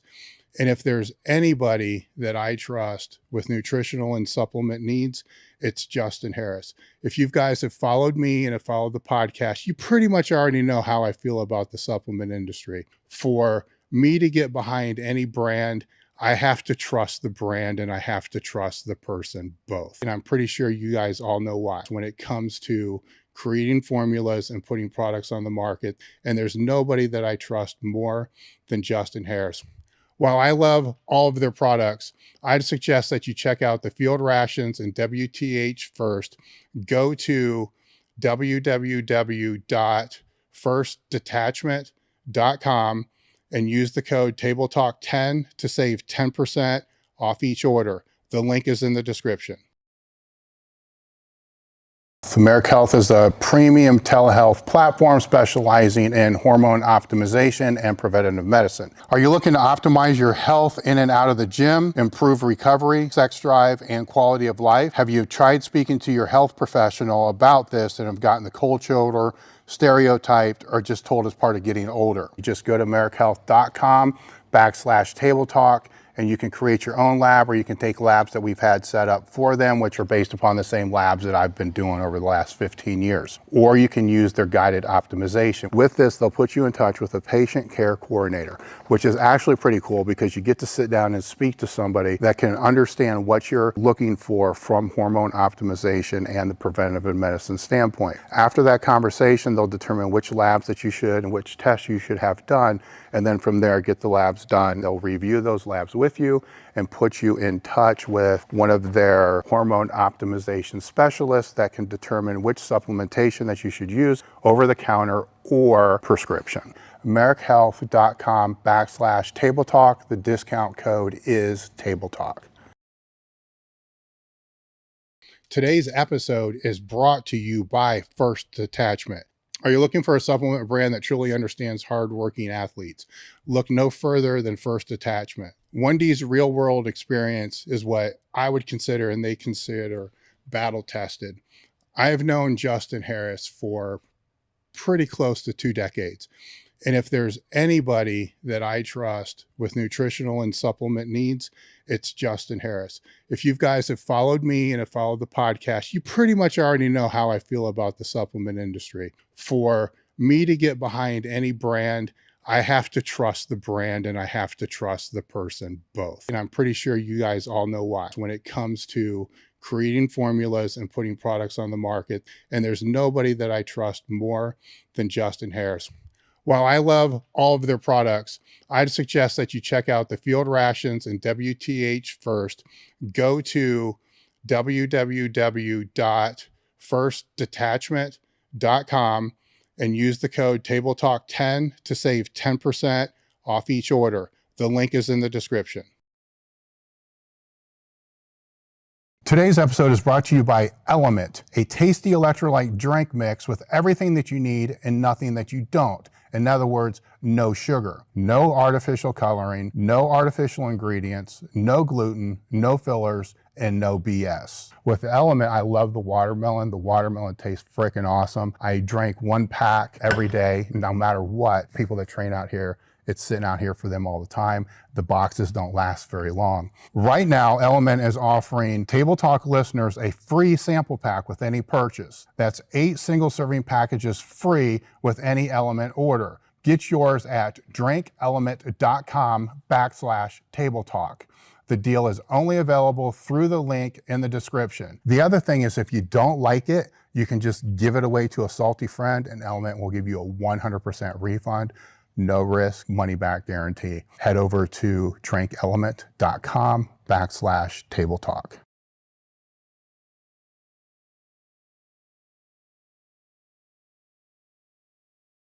Yeah, Mike. Oh, yeah. He's got it. Yeah, I know how that is. That's funny. All right, we're good? All right, we're back. All right, so where I wanted to go is we were kind of with the training philosophy. You're talking about the different athletes and how some of them you're working with. And now it's more about longevity. Yeah. And you're helping mentor more just in the training, more than just the training sense. Mm-hmm. Before we get into that, I want to back up a little bit and talk about, as I was going through some of your content the other day, trying to pick up where your global training philosophy is. Gotcha. The condensed conjugate came up a few times. Do you still kind of work from that? I started that. It's funny because I saw a.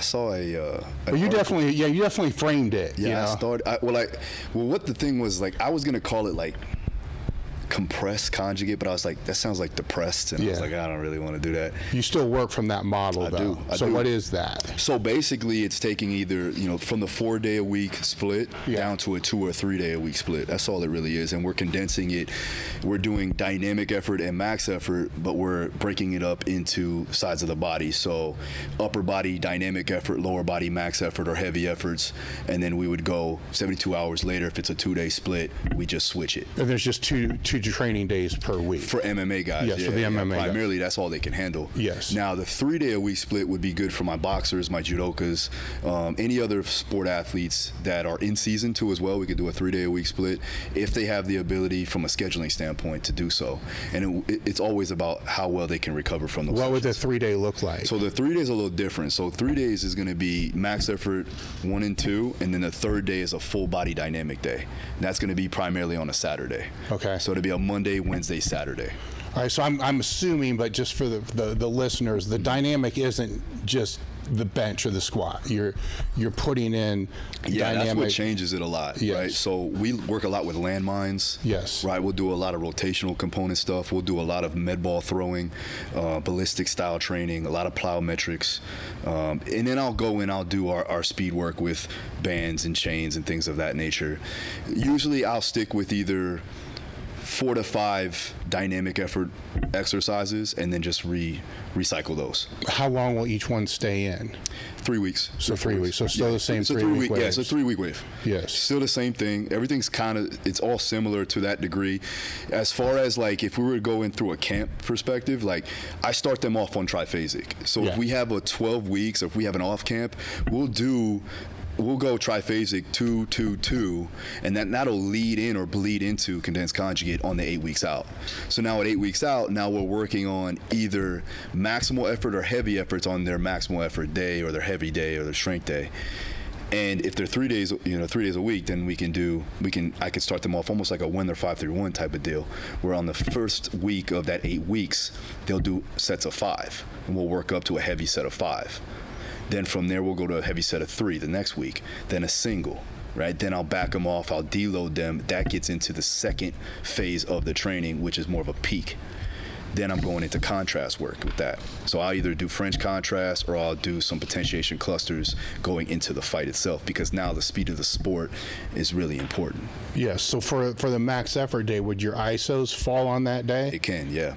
Or would it's it? all dependent upon Is it the max effort exercise though, or is it would that isometric movement be the max effort thing? Exactly. Because max force. Yes. Right. So if I have a guy that I know that isn't quote unquote qualified to be in the weight room like that, right? Yeah. Doesn't have the intramuscular, intermuscular coordination to produce that amount of force with that amount of load, right? And just shit goes crazy. I'll give them the best opportunity to get the adaptation. So I'll do an overcoming isometric and max force production at a mini max and let them go after it. Plus, it reduces the risk of injury. They're getting close to the fight, so I have to make sure that we don't mess them up on that front. Then I can take that, let's say they do those maximal effort isometrics, overcoming isometrics, I can transition that into the contrast work too as well.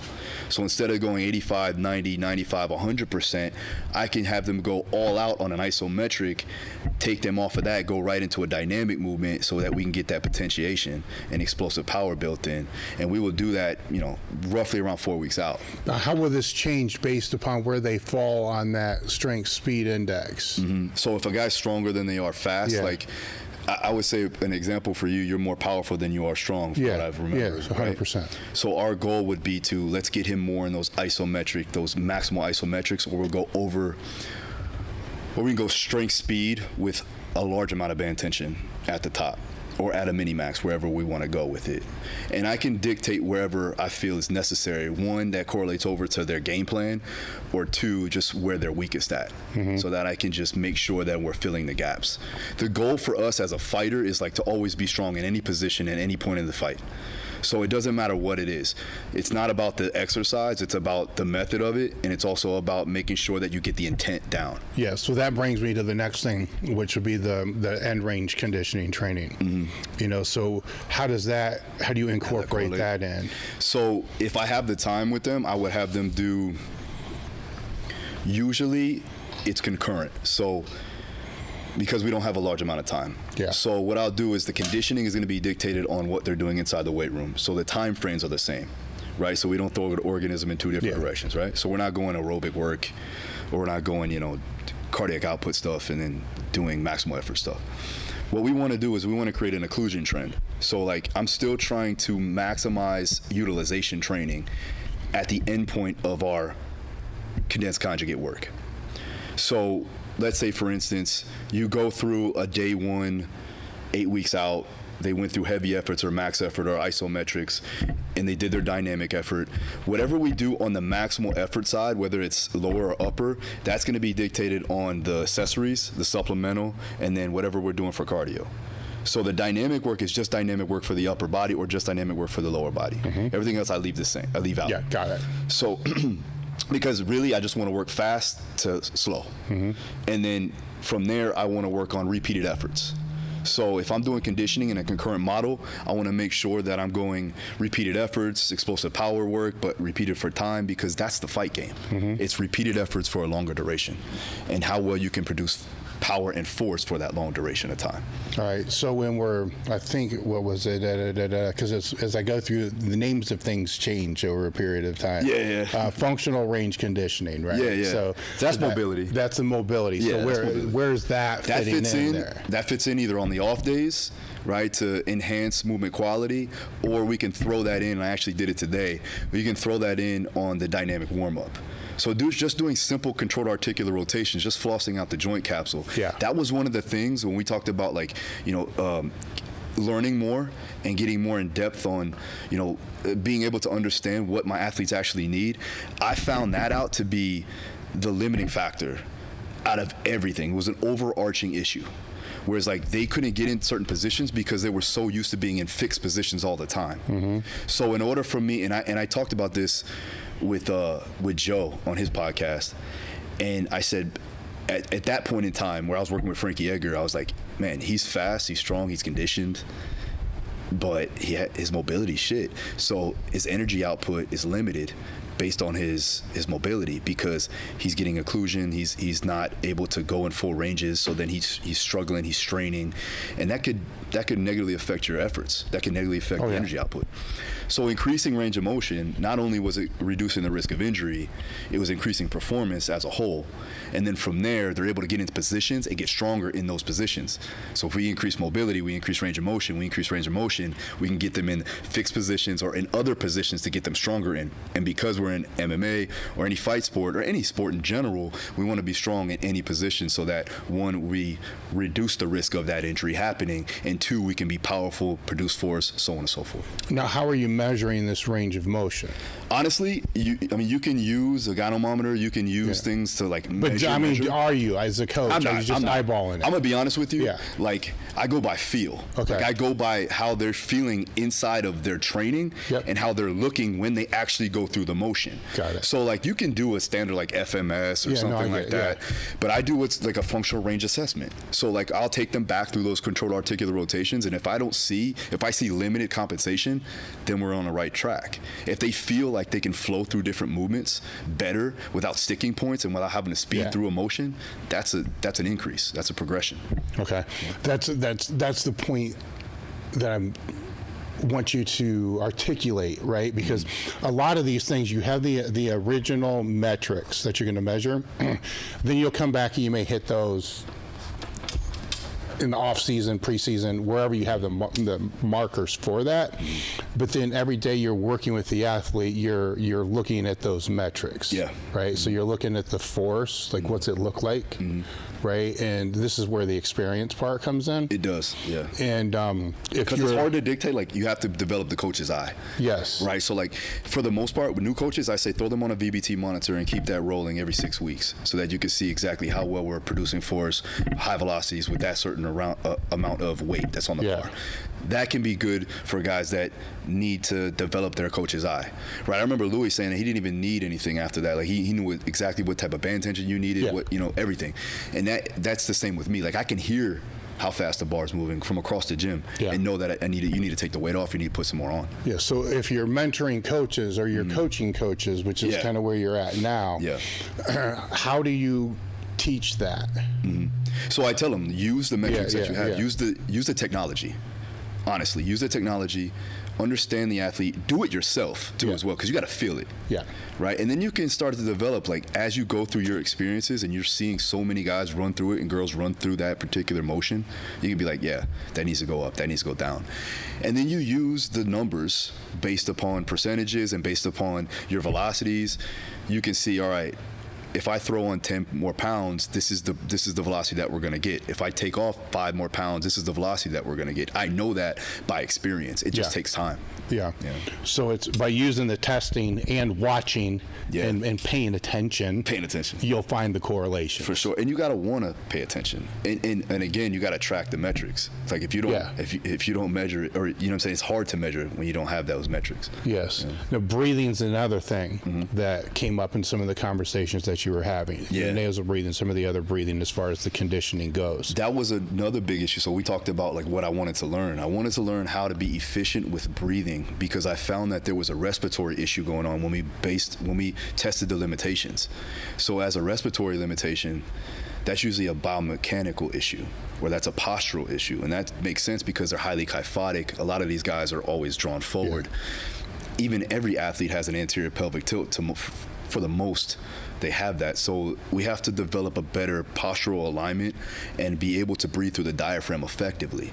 One that's going to bring down the stress levels, that's going to bring down bring you to a parasympathetic state. But on top of that, your mouth is closed, your jaw's not open, not loose. So now less chance of getting knocked out. I know that sounds crazy, but it does work. Close your mouth, breathe in through your nose. It calms down the body. And the major issue that we have with a lot of fighters, they can be in the greatest condition possible. They can be in the sparring room, they could be in their training room killing guys. They get out in the fight and they're around fans and the lights are on and the TVs are rolling and they shit the bed and they gas out because of anxiety. So they have to learn how to bring it back to their breath. Focus on the breath, focus on the task as opposed to the outside distraction. And that's another thing that I use from a meditative standpoint, breathing mechanics and just focusing on nasal breathing, because that's the more functional way to breathe. Right? On top of that, we want to breathe in and blow out as much CO2 as possible. If that gets trapped in there, you know the negative byproducts. If I get that, acidity is going to build up and then I'm for shit at that point. Yeah. You see what I mean? So how are you cueing this for them? So a lot of times, a lot of my guys have deviated septums. So they can't really, you know what I mean? So they can't really breathe through that. So there's things that I'll do to have them the ability, or give them the ability to cope with air hunger. So we'll do maximal breath holds, and we'll do that for time, or we'll do that for paces. So in the beginning of training, we'll go normal breath in, normal breath out. I got this one from Oxygen Advantage, and I read their whole book, and then I took their course. Right, Patrick McCune is the guy that took the course. He got this from the Buteyko method, and Buteyko was, if I'm not mistaken, I believe he was a clinician that helped heal, per se, I guess they said, I'm paraphrasing, asthma patients, like 60 different asthma patients, by just doing these nasal breathing practices and breath hold practices. So I started doing it with the fighters, and I looked at certain studies, and I found that you can increase VO2 max by a standard amount of time. 90 minutes is like the cutoff point, by about 5 to 10%, which is a huge percentage of VO2 max. It's very hard to increase your VO2 max. And this was done with high-level sprinters. And what they did was they would have them nasal breathe and maximally run at a sprinting pace as they're holding their breath throughout the sprint. Right? And then they would repeat that over for a sustainable amount of time. What I decided to do, and I took this from Patrick, was a normal breath in, normal breath out, hold the nose, close the airway, and walk for paces. A normal pace that you want to have generally is around 60 paces, somewhere around there. That's a good starting point. When I started with some of the guys, they could barely get past like 20 paces. So that means to me that they can't cope with air hunger. They can't cope with that CO2 buildup. Now, through time, they were able psychologically, physiologically, to cope after we did this for weeks on end. And you could see the progressions. It was like constant and instant, where like the next week was like, it went from 20 steps to 25 to 30 to 38 to 40. I had one of my UFC guys get from 60, and I had to stop him. I had to shut him down at 160 paces. Because at that point, It's like a diminishing return. Now you're coping with CO2 too much, and now you don't feel the need to breathe, which is not good. You know what I'm saying? So there's a diminishing return there, but we want to get them in that 60 to 80 paces range. And then from there, that teaches them how to breathe effectively, catch their breath after they are short of breath. And then, again, you're building up that ability to cope with not having enough air. When going back to what we were talking about before we took the break is helping them with building next phases, after they're done. How do they come to you, or do you have to bring that up? How does that conversation begin? As far as leveraging their fighting ability. Oh, okay. So taking it into more of a business or whatever it's going to be. So I look at where their credibility is. I look at their notoriety. I'm looking at how well they've done in the sport. I'm looking at their skill set. I'm looking at their ability to articulate words. And usually, if you're at a high level, you're articulate, you're witty, you've been doing this for a while. You've been interviewed a lot, so you know how to, coordinate your words appropriately. And so that's going to help you be good on camera. So then I look at that and I go, well, here, why don't we do a tutorial video on you showing a certain exercise? What's his name? Wonderboy Thompson does it really well. He's a YouTuber now. Like, I don't like to say that, but he is. He's a content creator, and he's able to articulate his words appropriately because he's doing the things that he's always done his entire life. So it's very simple, easy to do when you're an expert in it, when you're a master at the craft. So now there's no but, and there's no freezing points when you're talking to the camera because you're acting as if you're teaching somebody your moves that you've been doing for 20 years.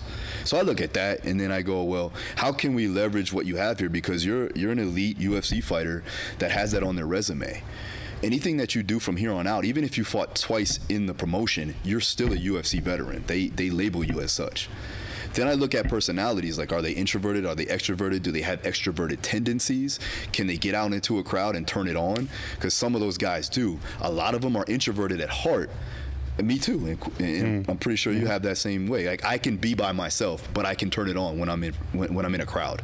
I can speak to you one-on-one very comfortably, but I can also speak to hundreds. You see what I'm saying, or thousands even. And you got to have that understanding. You got to know who you are. I use the Big Five model to understand that. So I'll take them through that personality trait test. What is that? So it's 5 different personality traits, and I got this one from Jordan Peterson, but it's a psychological, it's a clinical psychologist way of understanding people primarily. It's conscientiousness, openness, awareness, extroversion, and neuroticism. These 5 traits usually everybody has, and some of them are hybrid. You're going to have extrovert, introverted tendencies, and so on and so forth. But when you look at it from a business standpoint, we talked about us being visionaries.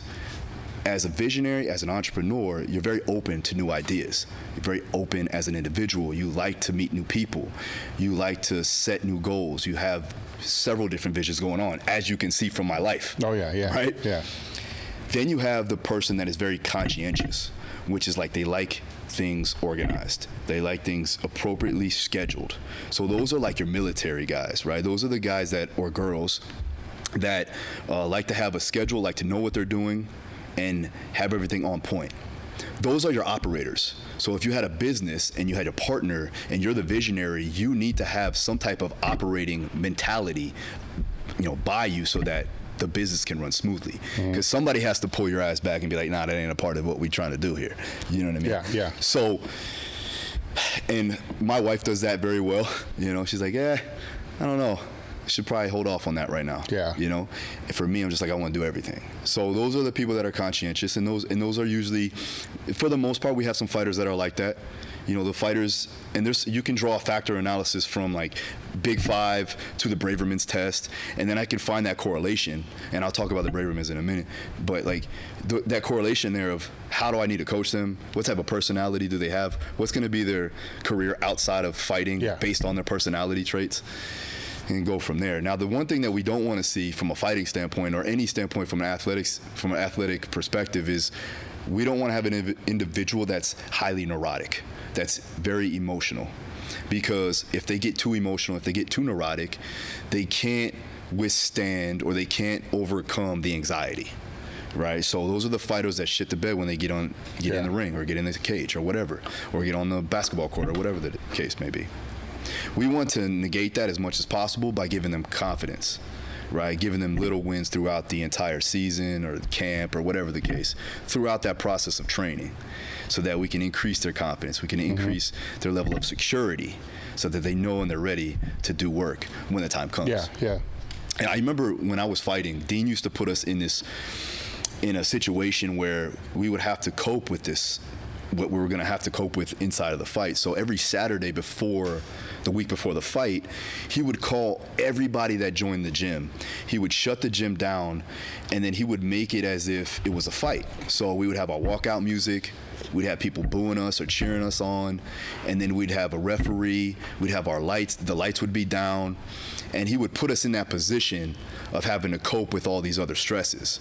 So now we're in it before we're in it, right? So I always thought that was something very positive for somebody to do, especially if they're very emotional, if they're very neurotic. And if you can do that and they can cope with that, then you can switch them out of that personality trait and get them more into awareness and get them more open to new opportunities. Because you gotta want to be successful. You gotta want to be the best. Like you said, I want to win. So like everything that you do from that perspective, your personality, you know, the way you perform, the way you progress, the way you attack the days is based upon me wanting to be a winner.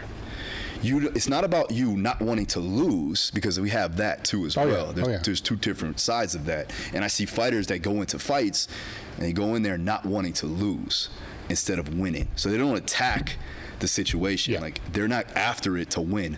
They just don't want to look bad.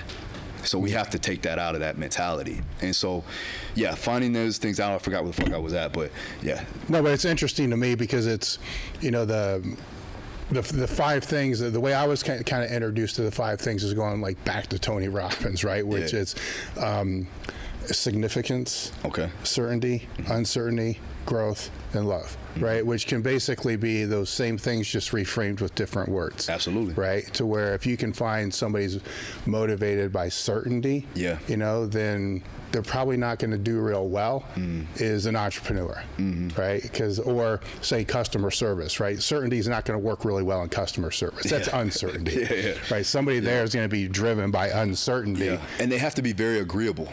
Right. So if you have somebody that works for you that does customer service, they have to be a very agreeable person. But at the same time, you don't want them to be a salesperson.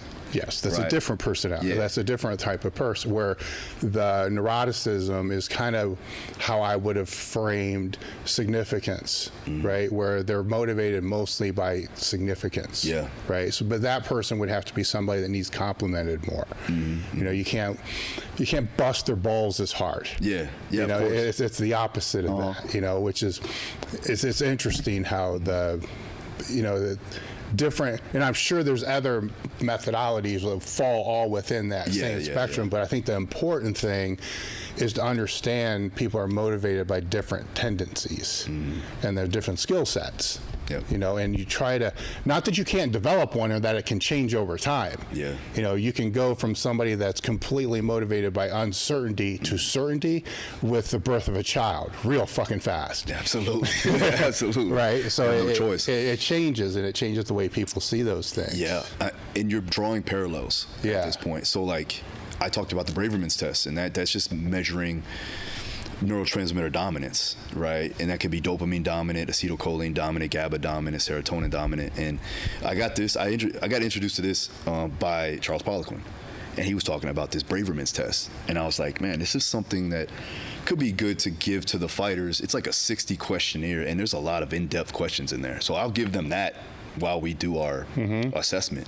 That was something that I would go with to start off. As they're answering the questions, I'm asking them little questions here and there, not to confuse them for what they're doing. But at that time, I'm actually seeing like how they react to certain questions, like that, or like, or like that, or like, you know, little things like that shows me who they are. So as a dopamine-driven individual, you know, it's A-type dominant, like I want to get after it. And those are those people that could be conscientious. They could be ones that are very extroverted. And then you have somebody who's GABA dominant that is very male-mannered, likes to be around a lot of people, likes to be in a team atmosphere. And I ran some tests on certain athletes, and like mainly baseball players are more GABA dominant. They like to be in that team atmosphere. They're very long-term orientated, so like it makes sense because baseball games and seasons are so fucking long, where like fighters are like just go, right? There's a mix between acetylcholine and dopamine, where acetylcholine, the dominance there is like more analytical. I want to know exactly what I need to do. That falls along the lines of conscientiousness, where dopamine can be an open person that just wants to get after it. And then you can find out exactly who you want to pair them with inside their group training if you are doing groups, and you can also figure out how you want to coach them too as well. Because if they're dopamine dominant, it's really like they really don't want to know what this is. Just show me what I got to do, and I'm going to go do it. Yeah. And go all out.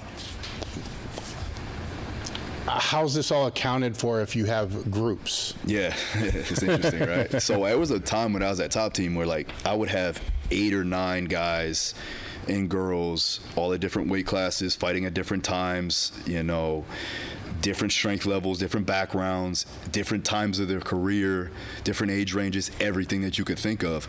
But the one thing that never changed was the skeleton. So I had that skeleton of Condensed Conjugate. If they were in camp and if they were off camp, they would run triphasic. And so I would group them up if they were off camp or in camp. And it got better over time. Like I would switch out hours, like off camp guys come in this time, in camp guys. But the problem was that everybody was training at the same time during classes, and then you would have individual sessions going on. So my time of training would get ran over, right? Because I'm an after effect at that point, right? Strength and conditioning is like the last thing you need to do. So I had to get, at one point, like I said, everybody structured, so where I knew exactly what exercises they needed to do, what modalities that they were going to train, but the methods may remain the same based upon their schedule, based upon the situation where they're at inside their camp or off camp. So like if, let's say for instance, one person would be over here doing a split squat, the other person would be over here doing a box squat, but they may be doing the same method. And then as far as accessory goes, now just based off of their limitations, right? Yes. Based off their weaknesses. And I'll look at that off their main lift, like we always do. So main lift, the main lift will dictate the supplemental will dictate everything else. All right, so now let's take, say, said celebrity, then throw him. How's that work? Yeah, that's different. Yeah. So, but you still have to kind of bend it around the same philosophies, though, right? Yeah. I mean, for the most part, it's like do no harm. The major key thing, right? Yeah. And then from there, I'm looking at it from a holistic approach. Like I first want to know how well they're able to move, right? So with Timbaland, like, for the first year, he was on the ground. I had him moving on the ground because his posture was so messed up. He got shot when he was a kid at 19, and he got shot through his face and it went through his collarbone, and so he has nerve damage all the way down his left side. So if you see, he has a collapsed arch, externally rotated, and then he really can't fire up his glute as efficiently as he could on the other side. So now there's a discrepancy, there's a definite asymmetry. On top of that, he has tight hips, he has a posterior pelvic tilt, and he's kyphotic. So that was all the things that I was like, first of all, you're not running, you can barely walk. So let's get you on the floor first. Let's start from the basics. Similar like PRI stuff for posture restoration, or, doing a lot of like Stu McGill stuff, and I learned a lot from Stu, and I learned a lot from Duffin on that perspective of like breathing and bracing and intra-abdominal pressurization and all of that.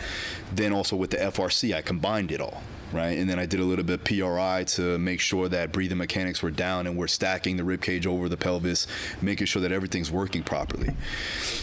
In time, 6 months later, now we're getting him off the ground. Now he's moving. Now he's doing, gait mechanics, and I'm just teaching him how to walk and, basically march in place in the right ways to distribute his weight appropriately and get his balance down. That took another year. So we're going on 2 years now, 2.5, and now I'm finally able to put him in positions to where he can go higher dynamics and he can do a little bit more strength work and he can do more conditioning on that higher end. Where before, like, I couldn't even imagine him doing a burpee or some shit like that. Right now, he can do sit-outs and he can do mountain climbers and he can do push-ups and Hindu push-ups and all of that, where it's not going to hurt him, for one, and two, it looks good. If it don't look good, I'm not gonna do it. Right? Yeah. So like, yeah, it took a while, and then from there, we built a rapport because he knew that I wasn't some guy just trying to run him through a workout.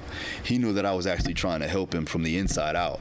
Then on top of that, you take it to the next level. Like, what are you eating? How are you sleeping? Are you getting your massages? Are you know, he has everything at his disposal. So I could throw the kitchen sink. Like I talk to, like I'm close with his chef, right? I say, I want him to eat this, and this, and I want those macros to be on point. He's like, all right, I got it. So he does it for me. All he has to do is do the work, and he's used to that. That's fine. He can do that because remember, he's a record producer. Yeah. So like, he's actually used to calling the shots from a producing standpoint. When he has to take a step back, it's almost like an athlete or like a coach taking a step back as being an athlete.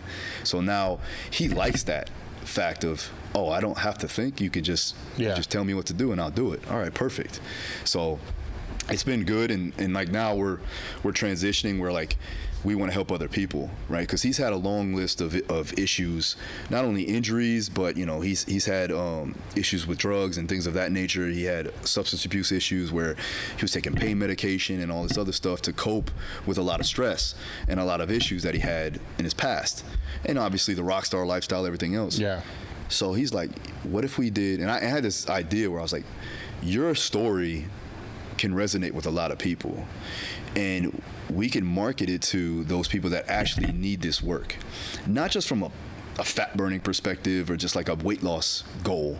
It's like total human optimization. Like we want to take care of everything. Mindfulness practices, you know, making sure that you're breathing appropriately, making sure that your posture is aligned, making sure that you're getting proper mobility, your gait mechanics are on point, your sleep quality is good, your nutrition is on point. All these things come into play. And then on top of that, what gives us the most stress is not having the amount of money. This was stressed me my entire life. So like financial understanding, right? Having that financial literacy built in. So we're using that too to help catapult and help people from a full spectrum. Like I said, it's a holistic approach. Yes. Yeah. So how, when you talk about that financial approach, that's through the program that you put out? Yeah. And in that, is it go into that more?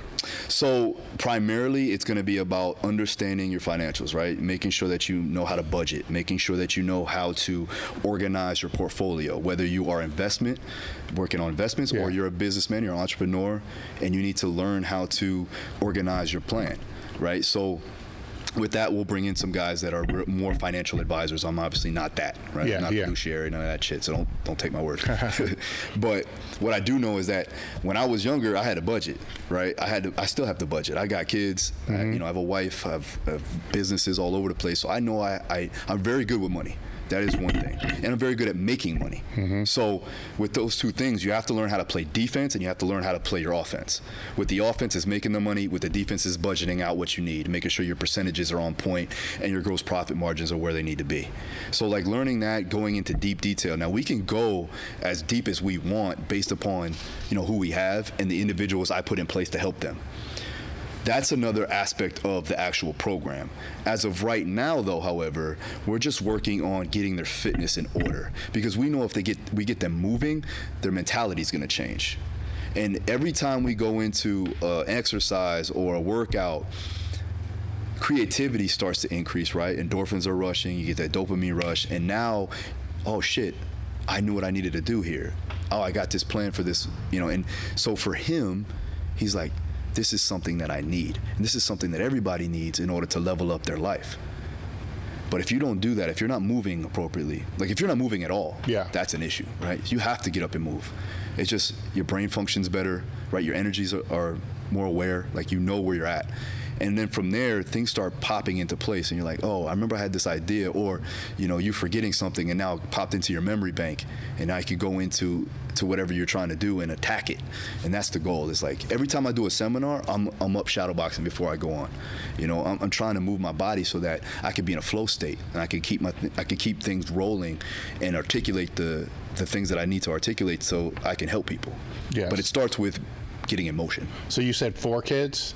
I got 3. 3. Yeah, right? I got 3 kids, and then I got kids I take care of at the gym. Yeah. Okay. So with staying on this topic, while I don't know if the word balance is the right word, you're doing multiple things again, you know, all at the same time. Yeah. Where, how do you manage all of that? Well, now I have a team. Yes. So that's the greatest thing, is like, the one thing I've been able to do and understanding through my past experiences is I can't do it alone. You know, and you have to develop a solid team, and that's always going to be something that you change and direct and navigate through and adapt to. And for me, it's like, it's never going to be perfect, but I need it to be optimal, right? I need it to be right on point so that I can do what I need to do, what I can focus on when I need to focus on, and I don't have to worry about those other things, because I was trying to micromanage everything that was in my world. Now I can delegate.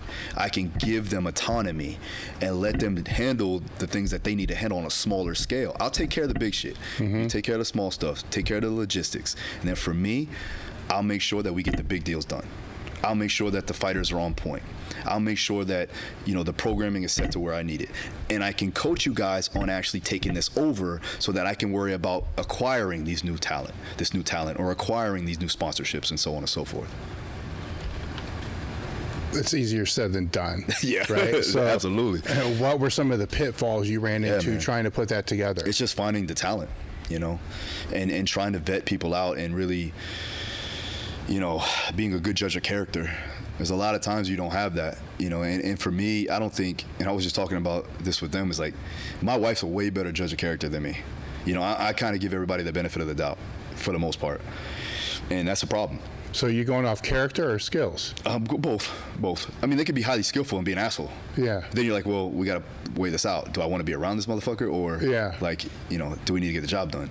They could be shit, you know, have shit skill, but I could teach them, and they're a good person and they're loyal. I could work with that. Yeah. You know, I'd rather have that than. That's where I was asking. That's where I pull out my hair all the time. Yeah. But at the same time, I know, like, yo, this person's loyal. Yeah. So I know that they're never gonna do me wrong. It's just I gotta keep teaching them. Yeah. You know, I gotta keep leading. And that's it. You got to find, again, a good operator to manage the situation, and you got to lead by example by going out there doing this stuff that I'm doing here. They all see that. When I leave, they know what I'm doing is for them. It's for everybody. It's not for just me, right? Because if I grow, the entire business grows. Yes. You know. Now, are these things that, say, if you're speaking with Timbaland and he's giving you advice on? Absolutely. You know, so what are some of the things that he's told you that made a huge difference? Yeah, same thing. So he's had to go through the same issues, the same situations. And it's funny because he'll get this look on his face. He'll be like, you go through the same shit I go through. Yeah. He'll be like, you're right. So I go, so if he's going through it, then I feel okay, because he's 50 years old and he's been through a lot. Oh, yeah. You know what I mean? Yeah. But he just literally tells me to, like, be patient. A lot of the times it's like, be patient, it's gonna come. You won't make he said it's funny. So I look at him as a mentor. I look at you as a mentor. I look at Louis as a mentor. And with him, he said that, you know, his mentor, he told him basically, he was going through these issues, and he was like I think he was like 35, 40 years old, and he was big time. Justin Timberlake stuff was coming out and everything, and Jimmy Iovine, who's his mentor, said, man, you just got to stay the course. Stay the course, keep doing what you're doing, keep progressing, because you won't make your real money until you're 50. And lo and behold, he made his real money when he was 50. So I was like, all right, I think that being able to be persistent but patient is the main thing. Yeah. And they're two closely correlated issues. Well, again, that's easier said than done.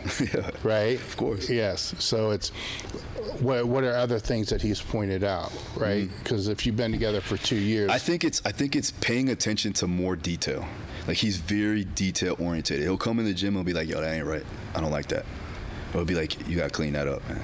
You gotta do something about that. And I'll be like, yeah, you're right. It'd be little things. Little tiny shit. And then I found out that I become more anal with that because I'm paying more attention, and now everything is spotless. He came in the gym the other day, he's like, you got it, that looks perfect. So he gives me the opportunity to be better based off of just him being aware of things that I'm not aware of at times because of just wisdom and knowledge and experience. Yeah. We'll sit and have conversations for like an hour and a half before we train. You know, and we'll talk about money, we'll talk about business, we'll talk about relationships, we'll talk about, you know, fame, and, you know, how that can be a negative and how that can be toxic, you know, and then also how fitness changes life and how adopting this as a more positive than a negative. How would he say it's changed his life? So like I said, he's an addictive mindset. He has an addictive mindset. So as this is more of a positive addiction for him, it's allowing him to feel better, do better, be more aware of his own, every celebrity is going to have their issues, right? They're going to be nagging at times because they're used to having things brought to them. Yeah. He catches himself now. He goes, man, that ain't it. That's not how I should act. So I don't know if that's a correlation, but he feels it is. And that's fine with me, as long as, he sees it, because he's around real people now. Yeah. As opposed to people that just want something from him. So I think that does play a big role with not just the fitness, but being around people that are just like, all right, man, you're Tim, whatever. Like, we don't look at him as Timbaland, multiple Grammy award-winning record producer. Does he see, or do you see the potential that story is, just because we live in this fitness strength world? It's been part of our life our entire life, where we live in this world now where a lot of the problems that we see around us can be solved by people just eating better and actually exercising. I'm not talking powerlifting and all this other shit, but just training. Yeah. But we live in this world where it's like toxic to even fucking talk about it. Yeah. Right? Where he's got a bigger voice, that's going to reach people that just need to fucking exercise. Exactly. And it would solve so much, as far as anxiety they may have, or depression they may have, how they feel, general well-being, brain fog, all this other kind of stuff. Yep.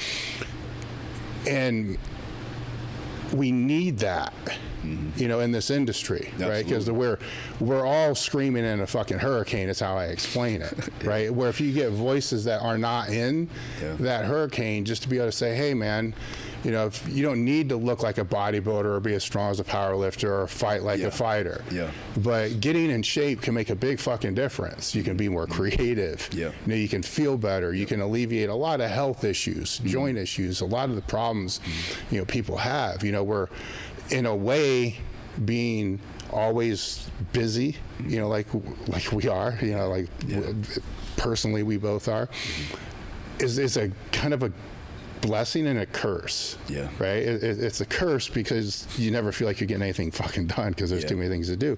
But it's a blessing because you don't have any time to really fucking be depressed about anything. you got shit to do. You got time. You got to worry about this shit. Yeah. There's too much to do. Yeah, I've heard from multiple people that like there's some traits that successful people have. It's like they feel like they're not doing enough, but they also feel like they're destined for more.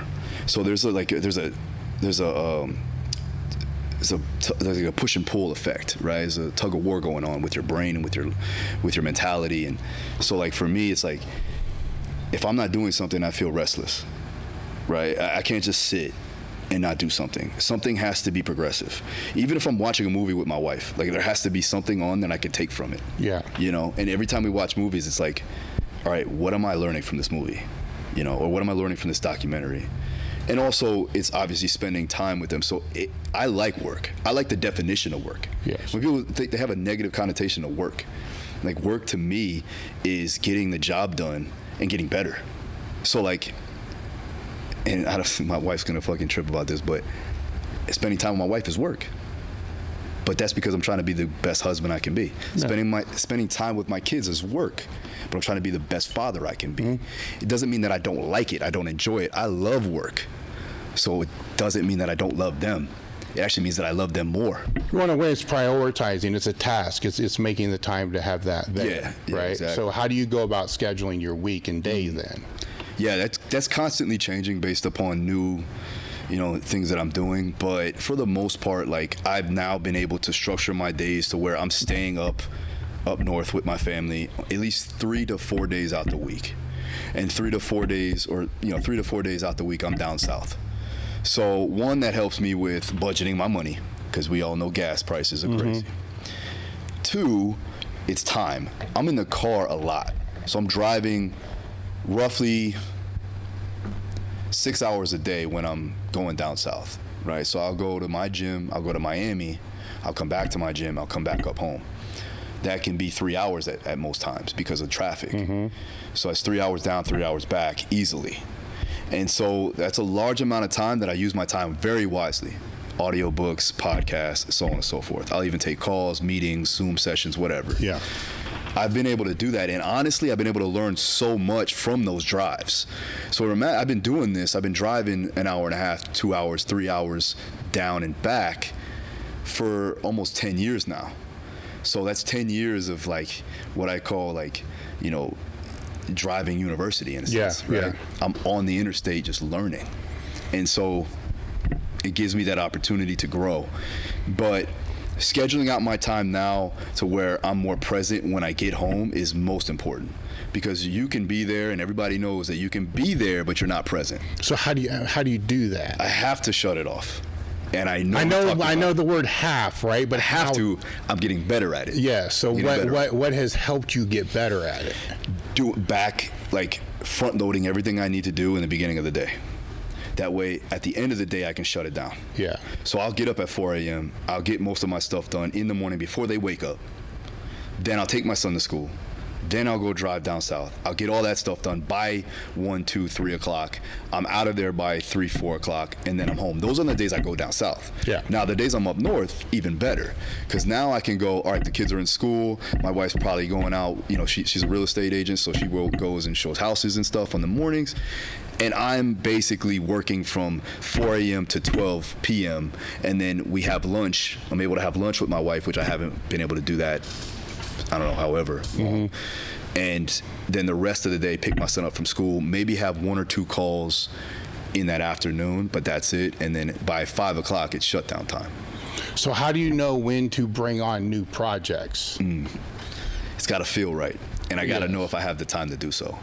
And it doesn't take me to understand that. Like, it takes me to understand it, but it doesn't, I need somebody else to be like, yeah, but you've been around long enough to know that most new projects fail. Yeah. Real quick. Yeah. Like, you know, within the first few weeks. Yeah. So you can't avoid all, you see what I'm saying? You can't push things back because you kind of, this is a fucked up thing we're talking about right now, right?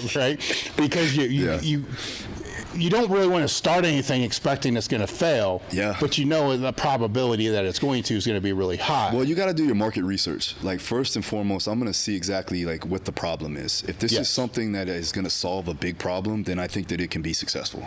Actually, I know it can be successful. And if you go about it in the right ways, you have a good SOP, and you know exactly what you need to hit on, finding out the details, and then organizing a plan of action.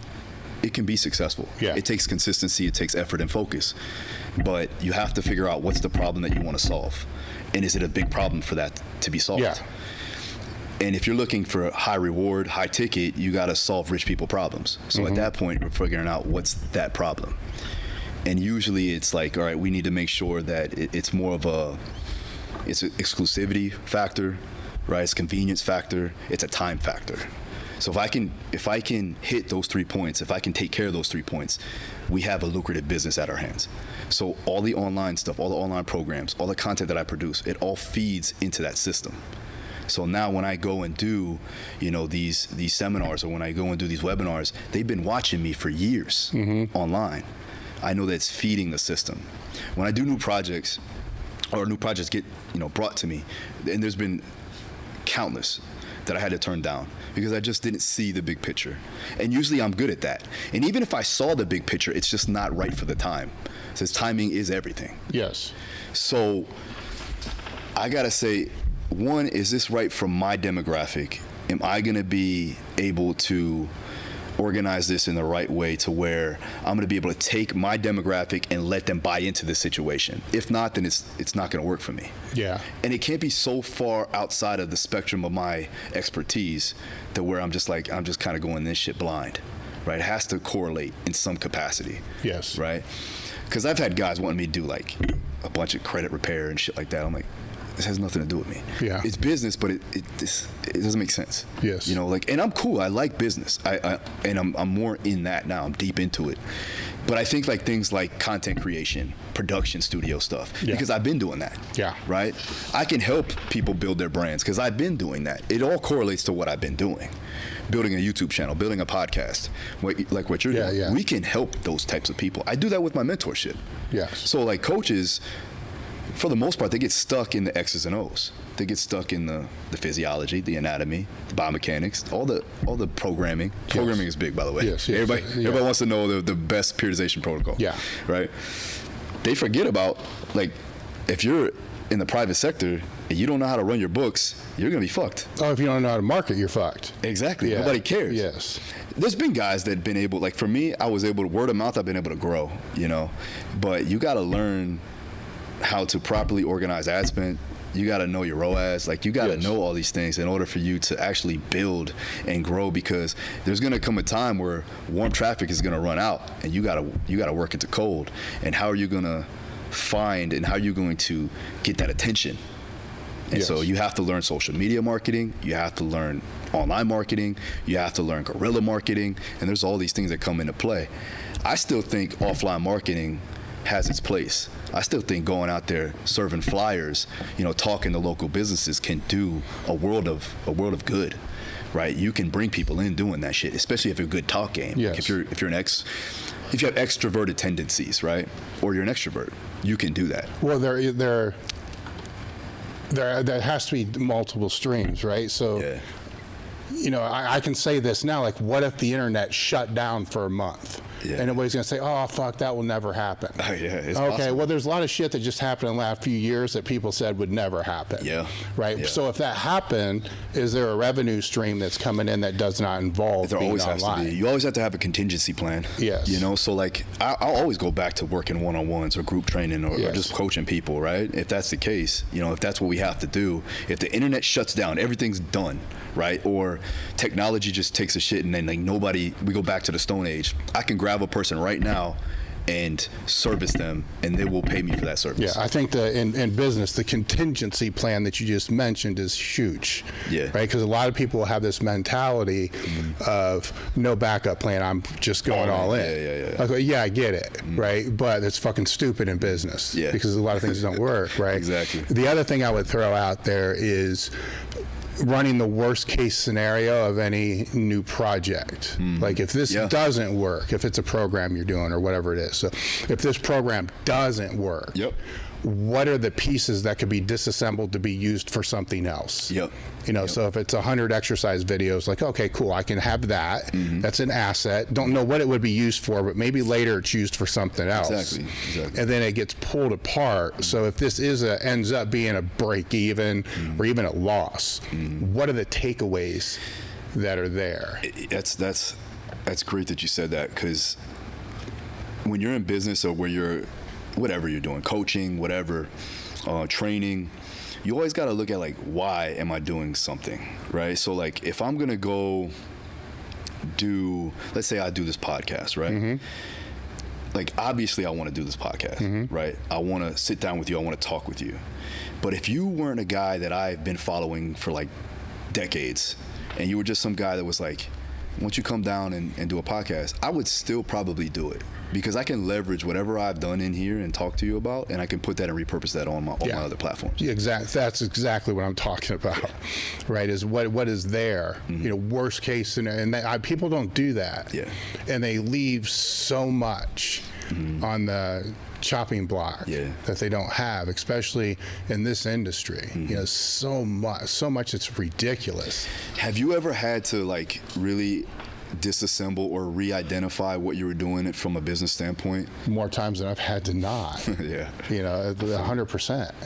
You know, it could be a product that it just doesn't sell. Yeah. Like, so then what? You know, and these are all questions I'm trying to answer before even bringing the product in. Yeah. Or adding a new revenue stream would be a big one. Like, okay, if I'm gonna add this revenue stream, then what's the cost of putting in this revenue stream? Yeah. What's the worst case scenario? Yeah. Like, how much am I willing to just burn if nothing comes? And I won't do it if there's actually zero. If there's nothing, if it doesn't work and there's nothing left, then I won't do it. Yeah. That would be like bringing a product in that I wouldn't even be able to, like, give away to charity for a write-off. Yeah. You know, there's got to be something that's there. I was gonna say, what's the least amount that you can get from it to where you're like, all right, this isn't. Yeah. Well, that's the risk reward too, right? So that's the other balance is you're gonna play in this little area area where there's risk rewards a little bit better, probably most of the time, but every now and again, you got to put your dick on the line, you know, and the risk is going to be a little bit bigger because accordingly, the rewards should be a little bit bigger. Yeah. If you think it out and do the things that you were talking about, you run this, like what's the marketing plan? What's the demographics? What's the research? Because the risk without having all that is just ignorance. Yeah. Right. It's to me, it's just stupidity. It's not even doing the due diligence to be able to see what you just assume. Yeah. And that is a lot of people, right? They just assume. Have you ever assumed, like, you were like, I got a great hunch on this? Yeah. None of them have ever paid out. Yeah. Right. So I mean, you learn over a period of time, you know, that and for most of the things, you know, I can relate to this because it's retail, so I can relate to it as products. For probably 95% of the products, they don't sell. You know, but if you don't have the 90% that don't sell, you don't find the 5 that do. Yeah. And to think that you're only going to find the 5 that do, you're really stupid. You know, you're just not. You know, and that's a different sector than if it's going to be something that is a long play that takes more work. Say when I wrote the program with John's a different, so that's service oriented, right? That's like, okay, what's this? What's the time commitment? How much time is this going to take? Yeah, because it's a lot. You know, it's more than people think. That's what I was going to say. Do you weigh the risk reward? Oh, 100%. Because I got to look at that, but then I got to look at the opportunity cost, not just the time. Yeah, like this time can be put to something else that could have this return. Where now this, so it's not just the timeline. It's that. But then what's the potential pro out of this? Now, if it doesn't work, what's left? Yeah. You know, what are the pieces here? Okay, there's a lot of things that I could break apart to make as micro blogs or, you know, workouts or whatever. Yeah. You get content regardless. Yes. You know, like even the stuff that you did with John was awesome. Yes. You know, like there was pieces of content that you could still repurpose. Oh, yeah. You know, and you probably still do. Yes. You know, and even with this podcast, there's so many things that we're going to take from this. Oh, yes. So it's really just like finding out, all right, what's the long-term effect and how can we multiply this through this one time that we're doing this? Yes. And like even with product, that's why I was talking to you before about, like, you know, for me, I look at it as, I think product overall is a better business model than a service. It can, because it's easier to scale if it works. Exactly. Your margins. Yeah, the margins suck compared to service, but you can't scale a service very well either. Yeah, because you run out of time. So that was my biggest issue, right? So I'm like, I can increase margins because my time isn't limited, right? And now, let's say, for instance, I have a coach that I have to fulfill that acquisition. So now, like, okay, now I'm fulfilling that, but now what's the cost of that fulfillment? So then the margins can be just the same as if I had a product. So I go, well, now if I'm doing the same thing, then why don't I just have both going on at the same time? Yes. And now margins are the same, could be slightly increased, but I'm buying back my time, and I could do other things. And if it spreads out, like a product is essentially a revenue stream, right? Where, you know, everybody talks about multiple revenue streams. Well, you know, I can sit here and say every product it's its own revenue. At least a category, it's a revenue. I don't have to start a new business to sell equipment or one just to sell bands. You know, it's the same. You got like thousands of business. It's all the same. It's all there. Where the same thing with, you know, any content product, it can be its own business, I suppose. It depends upon what the marketing is, and sometimes it probably should be, because it might get too diluted if it is like a Gen Pop thing, but everything else is known as this. Then you try to slide that in with all this other stuff, and people are like, what the fuck is this? You know, and people do it right now. That becomes an issue because of that, right? So and that gets into brand identity and how far you can step outside. Well, that's another thing I wanted to ask you, because I've been going so deep for so long, and now I want to branch out.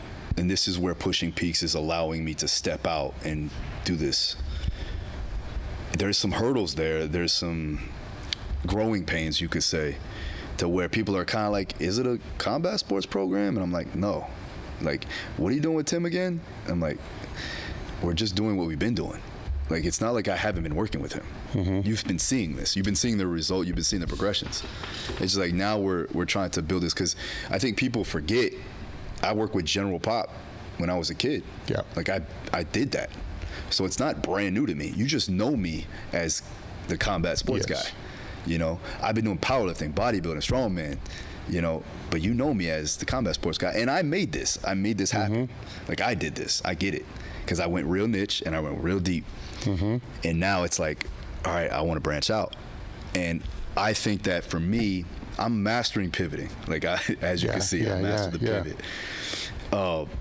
It's funny because me and Mike had this conversation. We did my podcast, and now he's doing bodybuilding from strongman. That's his identity. Your identity was powerlifting.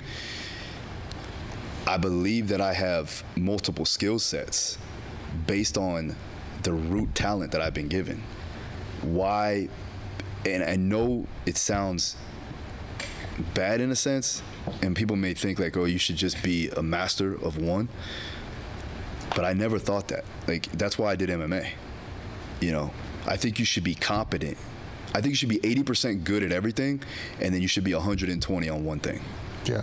Well, you're going to get typecasted. Yeah. Right? I mean, that's just kind of how the market works. Like, I'm still the powerlifting guy. Like, everybody thinks we only sell equipment to powerlifters where it makes up 5% of our revenue over the past decade.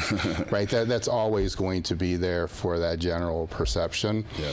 But to know that allows the marketing, because it's still broad-based marketing. Like, educating and outfitting is pretty simple, right? Educating and outfitting and live, learn, pass on is all pretty simple. Where what I pushed back on you a little bit earlier about was what's the training philosophy, when it's, in a sense, if I'm to reduce it down, would be this, whatever, the condensed conjugate, right? So let me ask you this. What is a philosophy to you? A philosophy to me would be the base of a program. Basically, if you want to say 5-3-1, that's Jim's philosophy, right? To me, the training... Wouldn't it be it's still block. Yeah, what I'm saying... No, that's fine. Yeah. What I'm saying is, like, that would be your method of training. It would be the method, but I would call it training philosophy. That's just how I would call it. I think of philosophy as a mindset. Okay. You see what I'm saying? That would that's be where the disconnect was. Yeah, well, that's not a disconnect, like, but it's to ask that is wise, right? Because this is where misconceptions come. Because I would say my philosophy would then be live, learn, pass on. Exactly. Right? Where my training philosophy or what the training method would be, I'm going to operate, my bias is going to be out of conjugate. Sure. Right? That's my bias. It may not always happen, but that's my bias, right? Okay. I get where if your training philosophy, as I would describe it, is condensed conjugate, then it doesn't matter if it's a football player, if it's a celebrity, if it's an MMA, it doesn't matter, because that's why I asked earlier with Timbaland, are you running him through the same? And you are, right? All those screens are all the same. He just falls way lower on all of them, but it's still the same.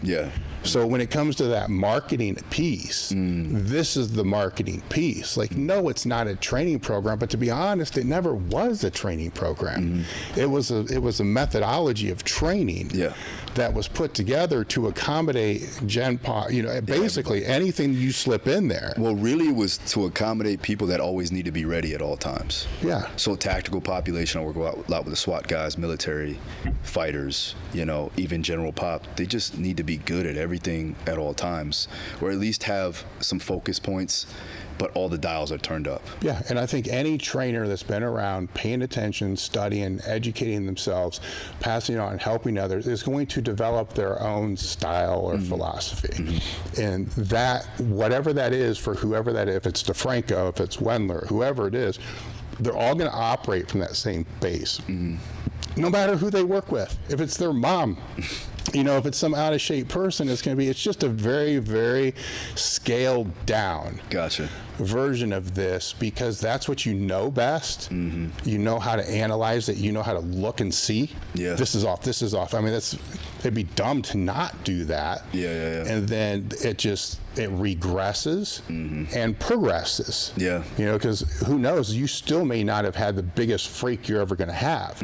You may have somebody that comes in, and then you start to do all the metrics, and you're like, holy shit. Yeah. Like, everything's out of this. I don't even know if I need to train this person. I know. Yeah. Then you're challenged. Like, well, can we make it better? Yeah. Right? So both ends. Yeah. Well, then at that point, I'm looking at, like, I'm pinpointing the limitation. Right? Because there's got to be something. Yes. It's going to be either conditioning, it's going to be mobility, it's going to be maybe like a strength deficit, whatever. There always is. It's just when it gets regressed, everything is. Yeah. So then when everything is, what's the priority? What's the most important? Yeah. You know, without getting them hurt, discouraging them, making them want to quit, and not making fitness a part of their life. Yeah. Yeah. Well, that's where, like, that assessment comes into play. Yeah. And then finding out the details. And I think it does come down to, like, movement quality. Like, in general, you can't get underneath the bar if you can't squat with no weight. Yeah. We all know that, right? So, like, I'm looking at, from the joint by joint approach, I'm looking up the kinetic sequence and seeing exactly how well they're moving at a particular time frame, and then also how well they can breathe, how well they can recover, heart rate recoverability, all of that comes into play. And that comes from me just looking at them move, right? So every day is an assessment too as well. Yes. Every time they step in the gym, I'm watching them move, I'm watching them react to certain situations, I'm watching them react to how I talk to them. Yes. Because even with fatigue, that's a big indication. So, like, the guys that I work with, doing a lot. And even with you know, celebrities like Timbaland, he's got a lot on his plate. So stress is a big thing. And if I have an increase in cortisol throughout a sustained amount of time, I don't care what you do, it's not going to be sufficient, and you're going to hurt yourself in the long run. So, which is stress management, which is the same thing you do with the fighters. Exactly. Right? Yeah. You know, it falls in there. And then when you have the other cool thing, and you already do this, is once you have that core methodology, philosophy, however people want to define that, established, you can coach it to other coaches, right? Not that they're going to become, and they shouldn't become, the best practitioners of that philosophy. It teaches them a philosophy. Exactly. Which is a hack. Right? Because a lot of people that come up through, you're looking at this, you're looking at this, you're looking at like Louis stuff, and you're looking at all these different things to be able to push yours all together, which was way harder to do 15 years ago, 10 years ago, 20 years ago. You know, now it's accessible where somebody will walk you through exactly why their methodology and philosophy is that way, which is a huge hack. It can expedite things so much. Yeah, and that's where, like, you're getting a lot of, honestly, there's real athletic genetic freaks out there, because there is so much more information. You know, there's, especially even getting down to, like, sleep and nutrition, there's way more out there than there was 20 years ago. You know, even fighters are getting better, they're getting more adept, they understand the nuanced details on how they need to structure their training.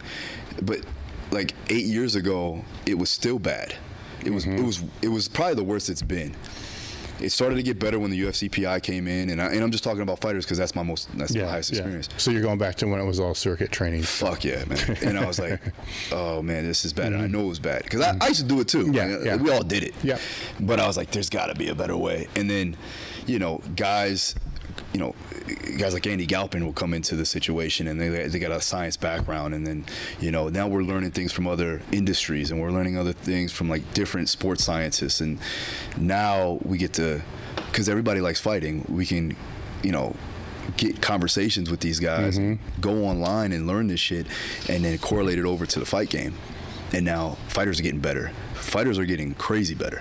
On top of that, they're starting at a younger age too as well. We talked about that too. Yeah.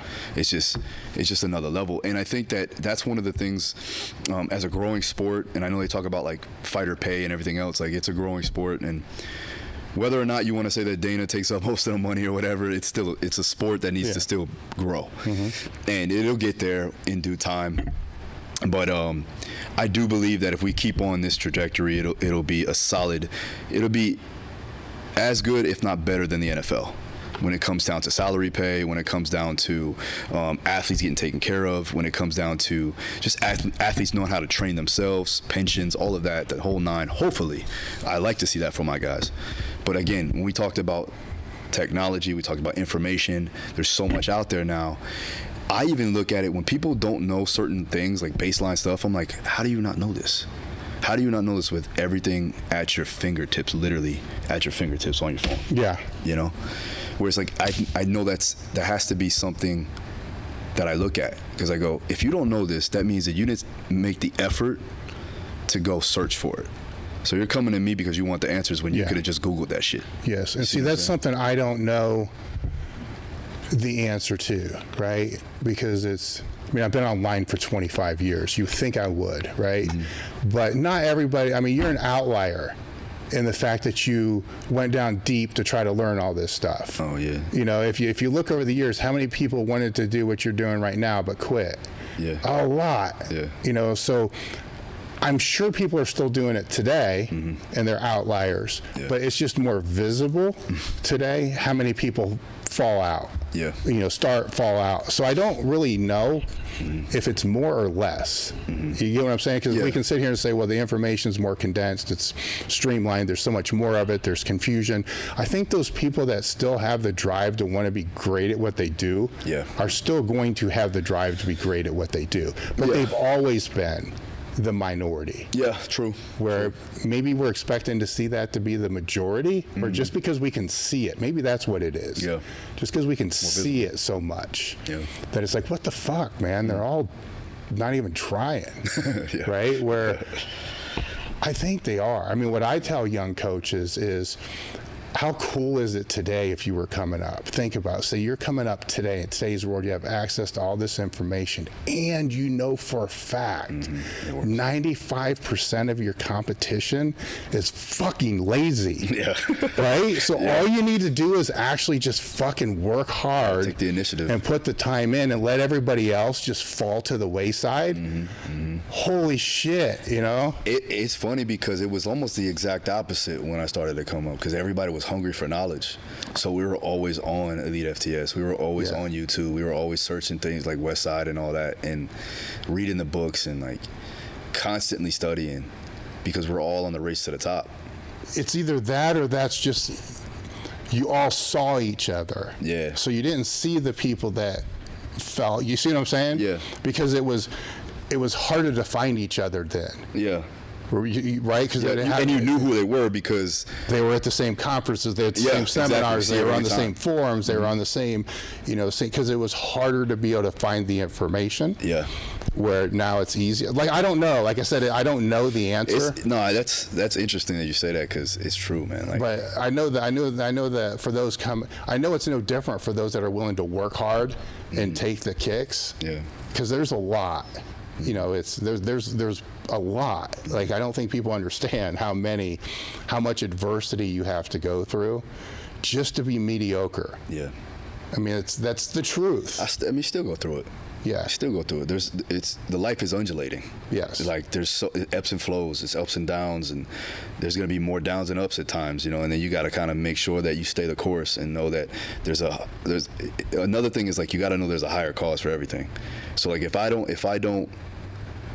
put that in perspective, this is why I'm doing this, then I'm going to fold, right? And every day you have to have a purpose. And I think that people run out of their purpose. They don't understand, or they didn't solidify it from the start. They just wanted to do it because it was cool, or that they saw somebody else do it. They saw me do it. Yeah.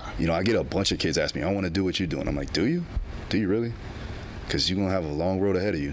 So it's a long story, but the purpose is a big one. The other thing they have to contend with is everything they see is fake. Mm-hmm. So they think everybody else is succeeding when they're not. Yeah. Right?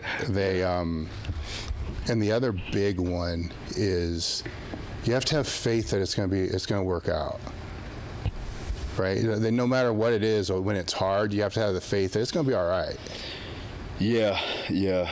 And I believe that the deeper you go, the harder it is to deal with that, because your ramifications, the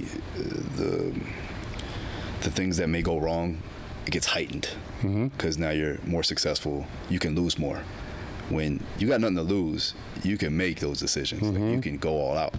But now when you got shit to lose, it's like that Rocky type of mentality. It's like, you got nothing to lose, Rock, And now You made the money. You have the fame. It's like you could lose all this now. Make one bad decision.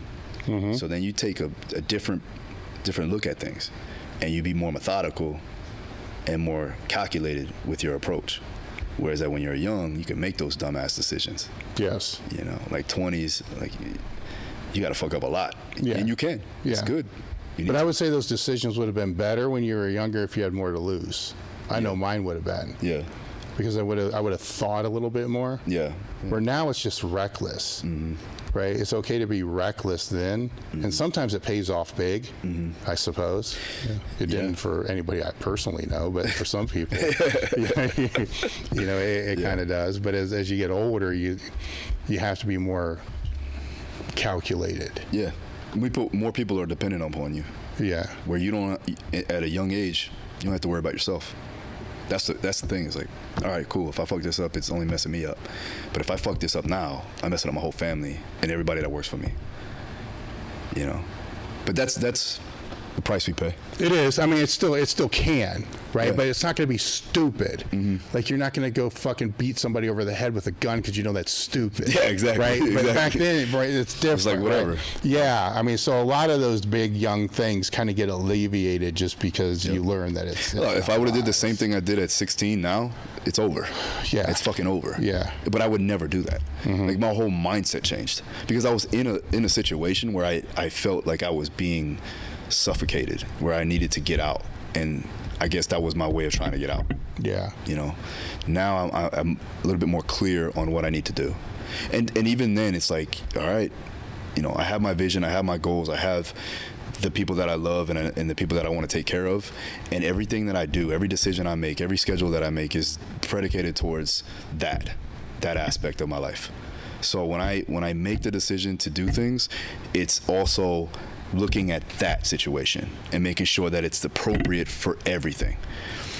That's where, like, when things come my way, I'm like, I can take calculated risks. Absolutely. We always do.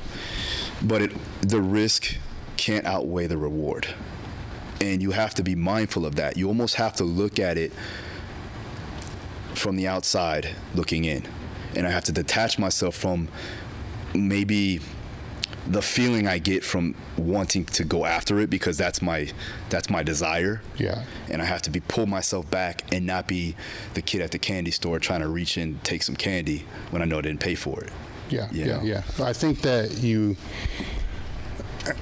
I think you're taking bigger risks now than you think you are, because the perspective on how you see it changes after all the, like when we train in the gym, we break down tissue, then we recuperate, then that tissue heals and we become stronger, like with all adaptations, where, you know, when you're younger in the industry, I'll just use an example. Say you make a post and you get one bad comment. Like, fuck this dude, right?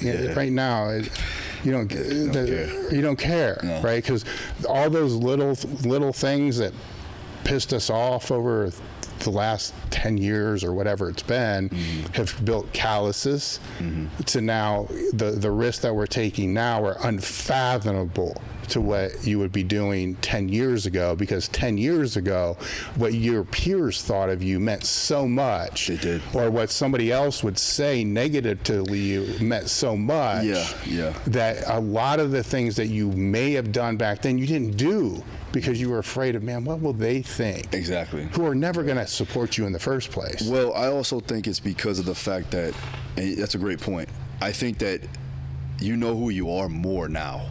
Like for me, there's not a lot I have to prove. So then if somebody says something negative, I'm like, look at my track record, look at my resume, look at, I know who I am and I know what I'm capable of. If you try to attack character, well, I know who I am. And I know the people that around me that are in my circle love me for who I am. You don't even know who I am. So why am I worried? I don't even know who you are. Why the fuck that's my point. That's just one example of many. Yeah. A lot of the other things would be, man, I don't know exactly what copy of this should be. Yeah. Where after a while, you're like, you know what, fuck it. Nobody ever knows. Yeah. Just throw it out. If it don't work, you change it. For sure. Yeah. Are you more aware of your decision making now than you were, let's say, 20 years ago? Yeah. Yeah. 100%. Yeah, you have to be. Yes, 100%. But why though? Because I fuck up a lot. Yeah. Right? Now, it doesn't mean I'm still not going to fuck up. I still say I fuck up 90% of the time. But that's the price you pay for the 10% of the time that things work. That's just how it goes. Training's that way. Not every rep's a PR. Yeah. Very few are. Yeah. But you got to put in the other ones to be able to get that PR. Exactly. So I would say I'm more calculated in I'm more reserved in what the potential upside can be, and I'm definitely more calculated in what the worst case scenario can be. Okay.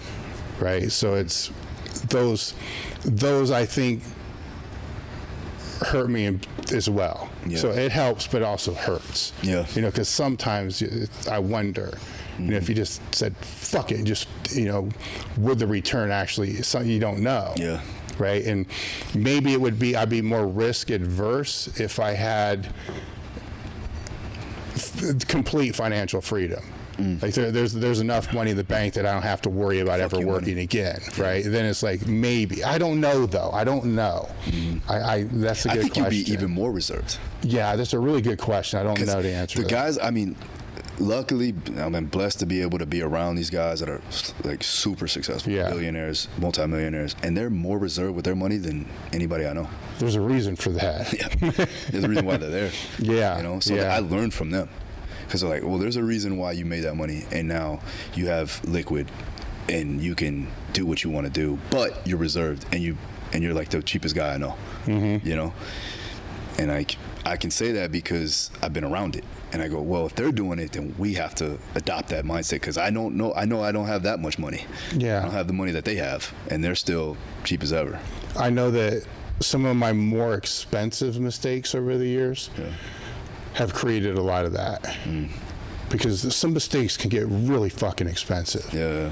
So that really makes you pause. So I could see why they may think that, because maybe they did make some bad investments and lost like hurtful money. Yeah. Like fucking really bad. Like oh shit, like millions gone. Sure. Absolutely. And that I could definitely see that. Well, it's trial by fire. Like you're like, all right, I've been through the wars. I understand the battles, and I know what it takes. And I guess the best thing to do is learn from the battles, like we've done. And to find new ones, because it's something else that I've seen, not just in business, but in powerlifting and probably in sports in general, is what I see in powerlifting is people will set like a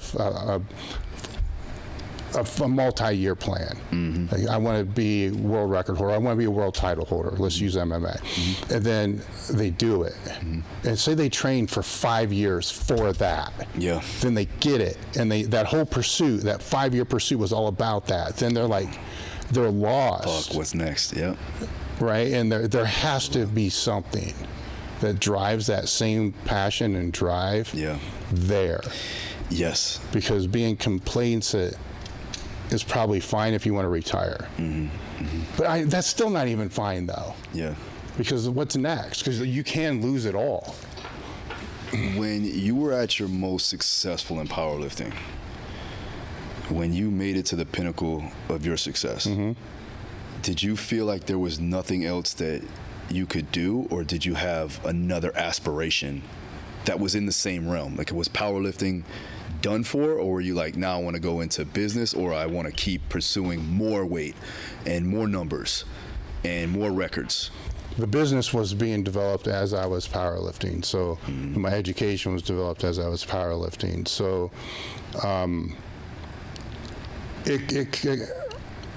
I don't think, well, I do. I mean, I think I could have lifted more. I could have lifted better numbers, but I don't think I could have physically been stronger. So the way I would explain that is I could have learned how to use the gear, the multiply gear I was using at the time. I could have used that way better, which would have filled that gap. But I don't regret that because we didn't know that at the time, right? So I finished the last several years or 5 years, my whole time at Westside, I would say. So that whole time, I went into that with the mindset of I don't want to leave and ever say what if. Yeah. So that was all of that. It was towards the end where it was like, man, this is you hit plateaus, right? You hit a plateau, then it goes up. Then you hit a plateau, then it goes up. And it's like, man, I'm really fucked up. And I hit another plateau, and this is like 3 more years, and I can't fucking grab the bar, but I know I probably could if I really gave a shit. I could figure it out. But I didn't want to. So, and that was a kid in business, so the multiple variables at the same time. But it's still after that was over, I didn't want to be around the sport at all. And the business is kind of in the sport, you know, so it's associated with the sport. So that was interesting. So it took me a while to kind of come back to why I started the sport in the first place, you know, and that's kind of a reoccurring theme with a lot of lifters that I have on the podcast is, you know, the higher they get in the sport, sometimes they get caught up, and I'm sure MMA and fighting's the same way. There's a lot of political drama. Right? And the fighters, they get wrapped up into that. Sometimes it makes it's harder to recover. Their cortisol's higher. They're frustrated and all this other stuff, and they forget why they started fighting in the first place. True. And most of fighting, most of MMA is not, they make up maybe the top 1%. There's a whole bottom 90% that just love to get in the cage or get in the ring and fucking battle. It's so funny, man. Guys calling me, I just want to do one fight. I'm like, what? Like, that's most of the sport. So crazy. You see what I'm saying? That so the drama that y'all see at the very top is actually the vocal minority, which is crazy if you think about it. Where the silent majority just wants to get in there and fight, mix it up, have fun. That's why that's why they got it in the first place. There's some similarities with powerlifting too, though. You know, it's just people just want to try a meet. They just want to do one meet. You know, they want to go 9 for 9, or you know, and they want to make sure that they can say they did it. You know? And it could be for multiple reasons though too. It could be. I never was that. Go ahead, my bad. No, I know, but that I would say, and fighting too, and all sports that are individually based and very easy to get into. It's just somebody that wants to, like you doing the bodybuilding. It's just somebody that wants to try to conquer something. Maybe it's the only thing they ever finished. Right. So no matter what their total is, or even if they do well in the fight, they trained for it. They did it, and they fucking stepped in. And did something to where when they're done, they're like, you know what, I fucking did this. That's cool. Right, and it is. Isn't that what most people are in it for? No, for sure. I just always looked at it as, if I'm gonna do it, it's long term. You know, and that's could be my downfall too as well. Like I didn't really look at the long aspect of it in a sense. Like when I did bodybuilding, I was like, I'm gonna be a pro. like that's my mentality. You know, because I had to attack it as such. Otherwise, I wouldn't have been all in the way I needed to be. You know, same thing with powerlifting. I was like, I want to fucking. I didn't know if I could make it to like world record status because of just genetics. Same thing with bodybuilding. Like I was like, I could probably get there, but I'd like to be a pro, or like I'd like to set an all-time total or something like that. But at the end of the day, I want to be the best. I want to be the strongest I can be, and I want to look the best I can be. You know. And I know that's long term. That's like not just one meet, one competition. You know what I mean? No, I get it. I'm the same way. But I think where the disconnect comes, at least it did with me, is that we don't understand that the majority are not like that. Right? And sometimes you can get frustrated if it's a client of yours. Like, what the fuck? They don't take this serious. You know, but you have that dialogue with them, so you're determining this from the jump. So that makes a big difference. Like maybe it isn't. They're all, you know, all in type of thing. Then you coordinate the training based upon their mind frame. You know, and like their mindset of like, all right, I just want to come in here, feel good, you know, move around a bit, say that I did it, and go home. You know, and I'm like, not my cup of tea, but cool, let's do it. Well, there's other people for that, right? Exactly. You know, there's tons of other people for that. And some guys, man, I know trainers that are really good trainers, but they keep people for like 10 plus years, because they just like being around the trainer. Yes. They don't get a whole lot of results from them, but they like being around them. They like their, their energy. They like their vibrations and like how they carry a conversation. It's like a highlight of their day. Yeah. And there's nothing really wrong with that as long as because the goal from a general pop perspective, you're not just trying to improve, like if you're not trying to improve performance or anything like that, what are we trying to do? Well, we're giving them a service. We're making them feel good, right? Now, if your absolute goal is to like body composition, strength, you got to reiterate, like, let's get their goals accomplished, because you know that they're going to feel good with that. If their general goal is just like, I just want to come in here, move around, feel good, say I did it, and then go on about my day, well, cool, let's do it. But that's not me. Yeah. But there's coaches out there, there's trainers out there that can do that. And I think those trainers should define who they want their main population to be, right? Because if that's the trainer that just wants to work with Gen Pop, because there is a huge need for that. We've already established that. Giant, more than ever. Yeah. Then they need to learn the basics. They need to become very, very good at training basics, and then become extremely good at keeping people persistent and consistent. And that's a human thing. That's not a sets and reps and all that other kind of thing. It's a communication thing to be able to do that. Then they would excel beyond their expectations. I would say, if I were like with my guys too, and we vet them too, like we'll do the personality test on my coaches. We actually run a hexaco test, which has one more category in there, and basically it shows how well you can have emotional intelligence. And so what I mean by that is like how well they can cope with people and get to know them on another level, to where, okay, I know exactly how I need to communicate with that person. I know how I need to either reprimand them, motivate them, tell them they're doing a good job, whatever. And then from there, I can just find out how I want to progress them. Whether that be, oh, look, we were able to hit, 5 more push-ups, or something very simple, but can give them huge reward and boost their mentality, boost their energy to go throughout their days and to get other things accomplished. And that comes with understanding people.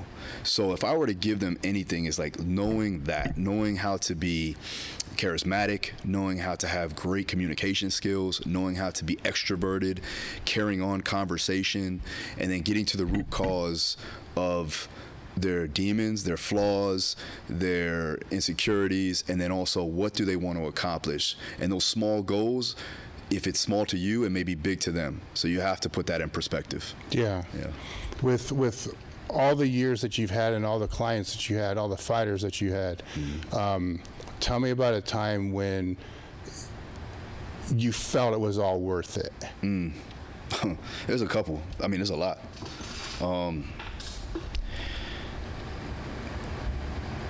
I'll go with one where, Dustin Poirier has been instrumental in my career. Like, his success is my success, he's like his power is personified through me, so like when he wins a fight, I win a fight, so I live vicariously through that. And when he won the interim title against Max Holloway, it was a level of joy that came over me that I was just like, it's an out-of-body experience, and the counter fights were cool, but like I knew how much it meant to him to have a strap wrapped around his waist, because we were in it. We've been growing and working towards it for 3+ years at that point. And then he got it, and the level of joy, it's like true joy came over me, from a coaching standpoint. Obviously there's other things, but that right there was like, yo, this makes sense. Like, I get it now. And I was probably about 3 years into coaching elite level fighters at that point. I won some awards, but that wasn't a big deal for me. Like, I was like, the awards that I wanted to win, that I set out to win, I was like, oh, cool. Yeah. But it wasn't, it didn't really resonate with me that well. It's when my guys won, and they won the titles, and my girls won the titles, and then on top of that, even like, some of my lower level guys just winning like low level regional scene titles. I was like, and they go to me like, Coach, I wouldn't have done this without you. Even the coaches that I mentor, when they DM me and they message me like, Coach, thank you for everything. I learned a lot. I'm able to, 10x my business. I'm able to, get multiple athletes into my coaching business now, and I'm doing very well, and it's all because of you. And I'm like, that's amazing. It's not all because of me, first of all. It's the work that you put in. I just gave you the tools, and you just ran with it. But that showed me like, oh, okay, this is what I'm supposed to be doing. Yeah. Yeah. Was it hard for you to accept the accolades? When somebody says you're doing a great job. Yeah, I don't really like that. I'm a humble guy to a degree. Like, you have to be somewhat humble, but you also have to be confident in yourself, but I don't do too much of that. Like, when they talk about, you got to be braggadocious, you got to tell, you got to show your stuff, especially if you're doing like. Well, I'm not saying that. I'm saying if somebody sends you that message saying that, do you, it's kind of hard. Do you actually absorb it, or do you think, it's just another person sending some bullshit? No, I absorb it. I appreciate it. Yeah. I don't settle, but I appreciate it. Yeah. And I make sure I let that be known too as well. Like, I give them their shout out. Yeah. Because if they're telling me that means they accomplished something. So I'll share in that success. Mm-hmm. Like, oh, no, here you go, and I'm gonna give them a platform on my platform and showcase that. Yeah. I would say I definitely find joy in that. I just don't let it get to my head. Yes. Yeah. How often do you think about just throwing it all in and doing something else? So I don't think I'll ever be out. Mm-hmm. I don't think I'll ever be out. I think my time is very limited nowadays on being on the floor coaching. I think now I'm pivoting more towards helping my coaches. Mm-hmm. I have my set guys that I'll probably have. I'm 34 now, so I don't really see myself being on the floor every hour on the hour, and I haven't done that in 5 years. Mm-hmm. So now it's more about seminars, speaking, building businesses, building other coaches up, helping my main guys get to the next level or transition them out of the sport and into a career that can be more beneficial for them in the long run. That's really where I'm more focused on now. And what drives that? I think that it's a new challenge for me. Like, I don't want to say, like, I know Louis said it's like he stopped coaching football players. It's not a challenge anymore. It's like, I can do that. It's easy. So, like, I think, like, training fighters is always fun. There's always challenges, but I understand the game so much that it's like, all right, I want to do something different. Working with the SWAT guys has been fun. Mm-hmm. Military guys has been fun because it's different, but it's the same. Their mentalities are the same. Some of the things that they have to do are the same, like from an energy system standpoint, all that. And again, my philosophy stays the same. Yeah. Training philosophy. But it's just a new, like, the same guys that I'm working with are the same guys that arrested me. You know what I mean? I went to their training facility. That was a spot that I got taken to when I got arrested. So how did that make you feel? Full circle. Well, that's like, not an answer, dude. I got to think about it. Give me a second.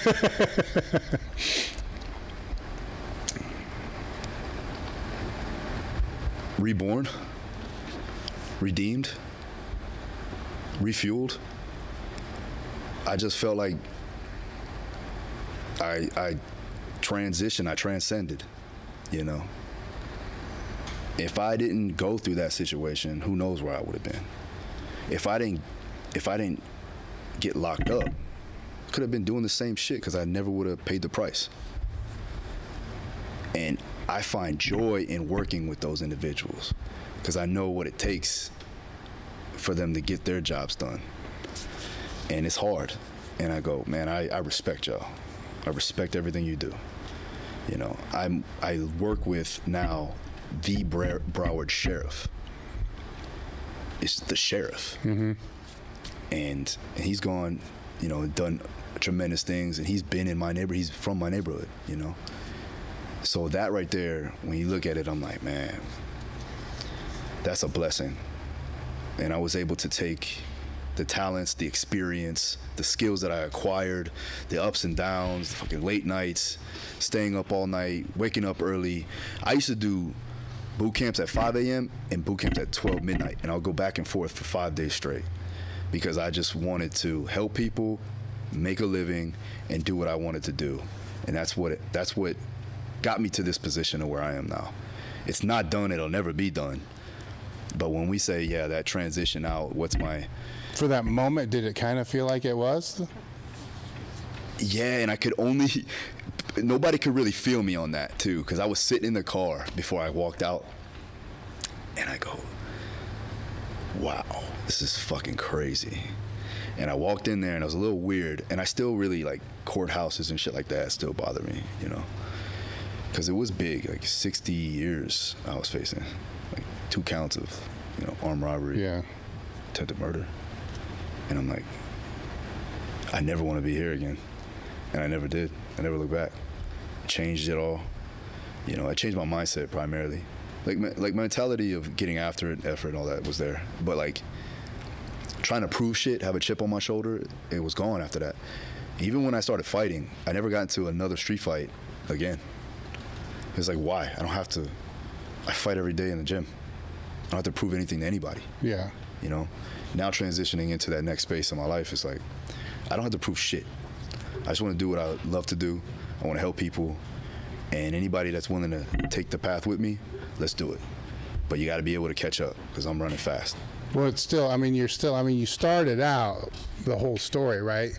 Getting after it. Yeah. Right? It was just illegal, right? Yeah. Right? So then you had to redirect it, you know, to things that were legal. Yeah. You know, and it's, that part I view, just talking to you throughout this podcast and earlier, that's never going to go away. Yeah.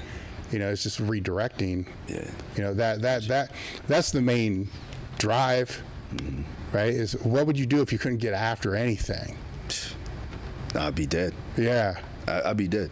Like, it would kill me from the inside. Yeah. You know, I have to do something. It don't matter. I'll be 80 years old still trying to work. Yeah. You know, like I said, I love work.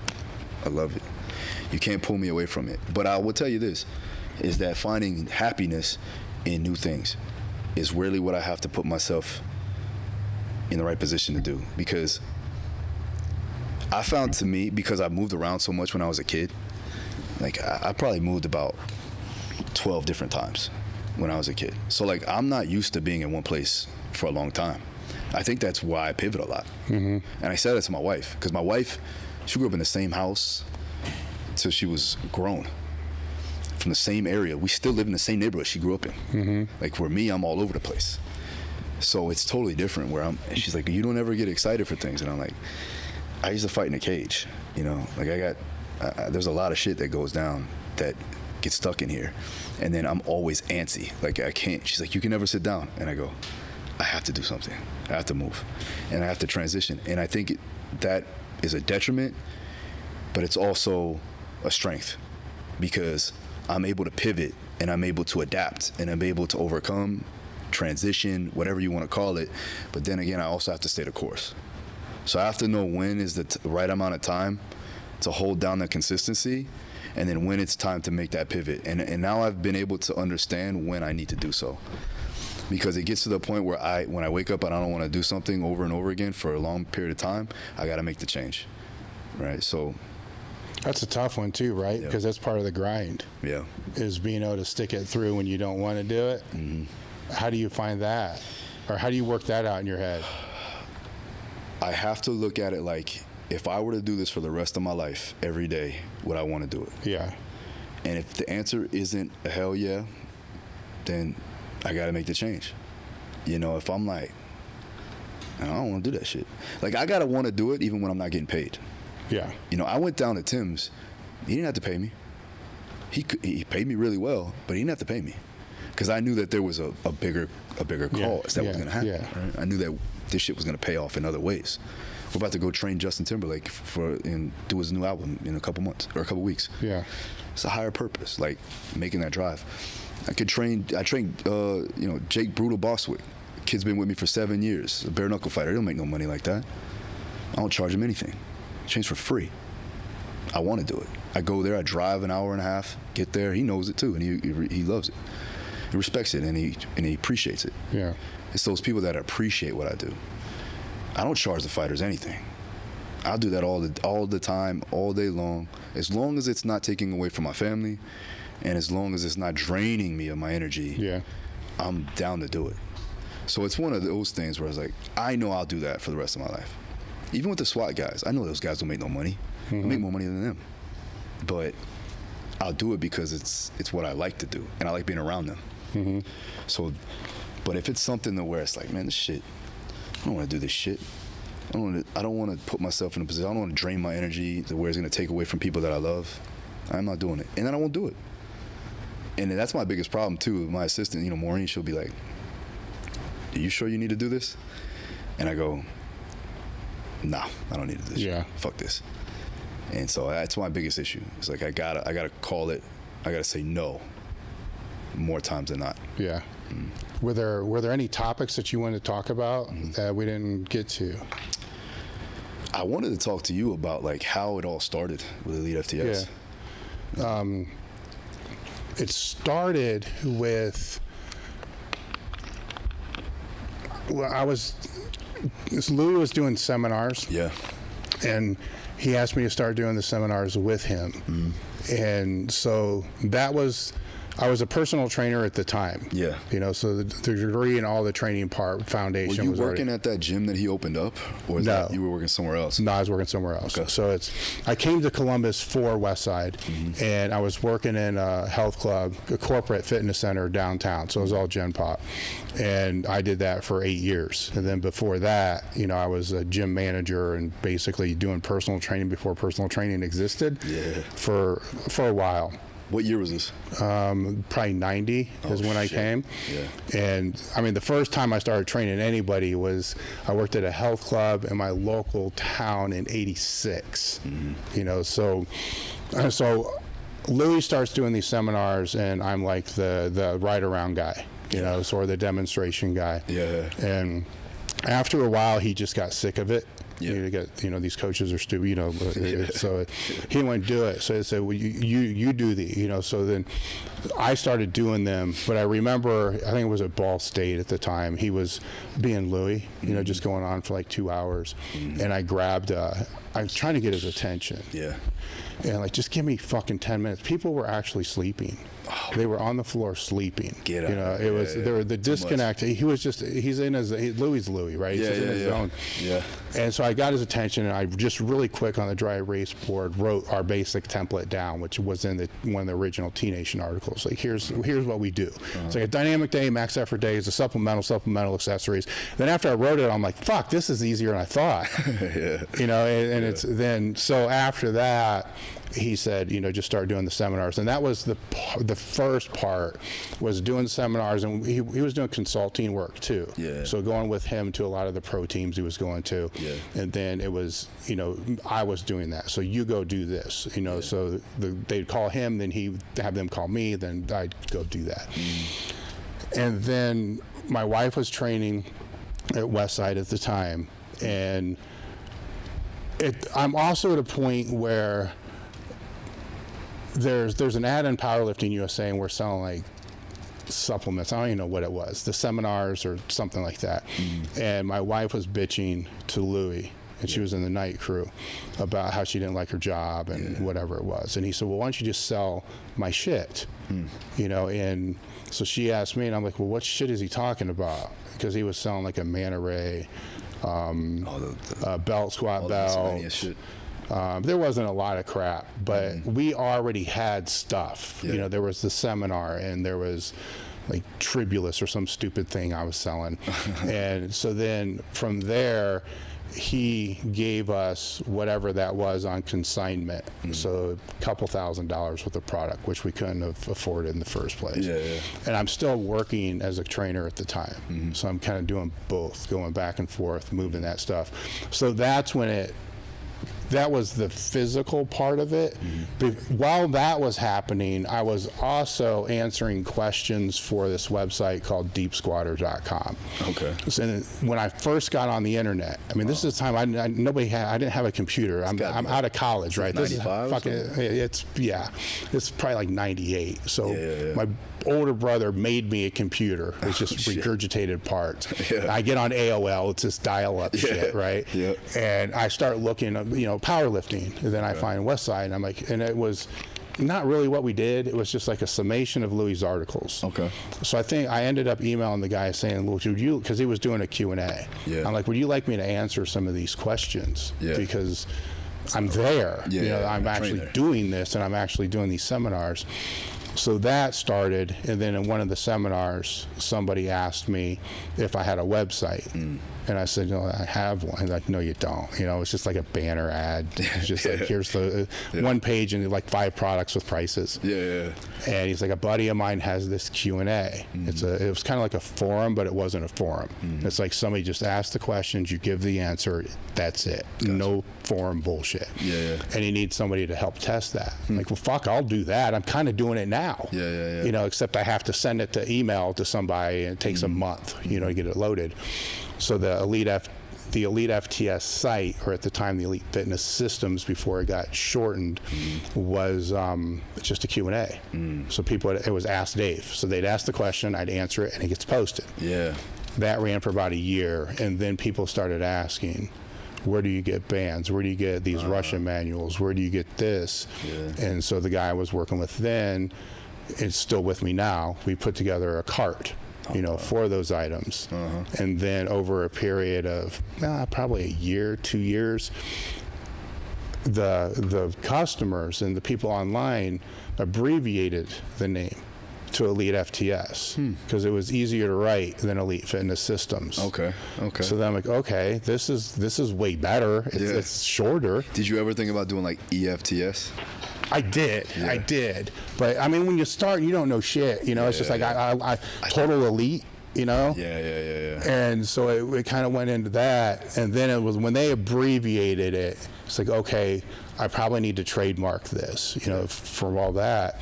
But I liked it because the community named it.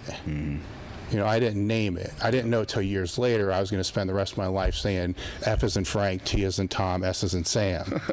You know, because it's EliteFTS, F as in Frank, T as in Tom. And then a few years ago we changed it to F as in focus, T as in trust, S as in strength. It's so ingrained. Yeah, that's cool. You know, for all those other things. That's funny.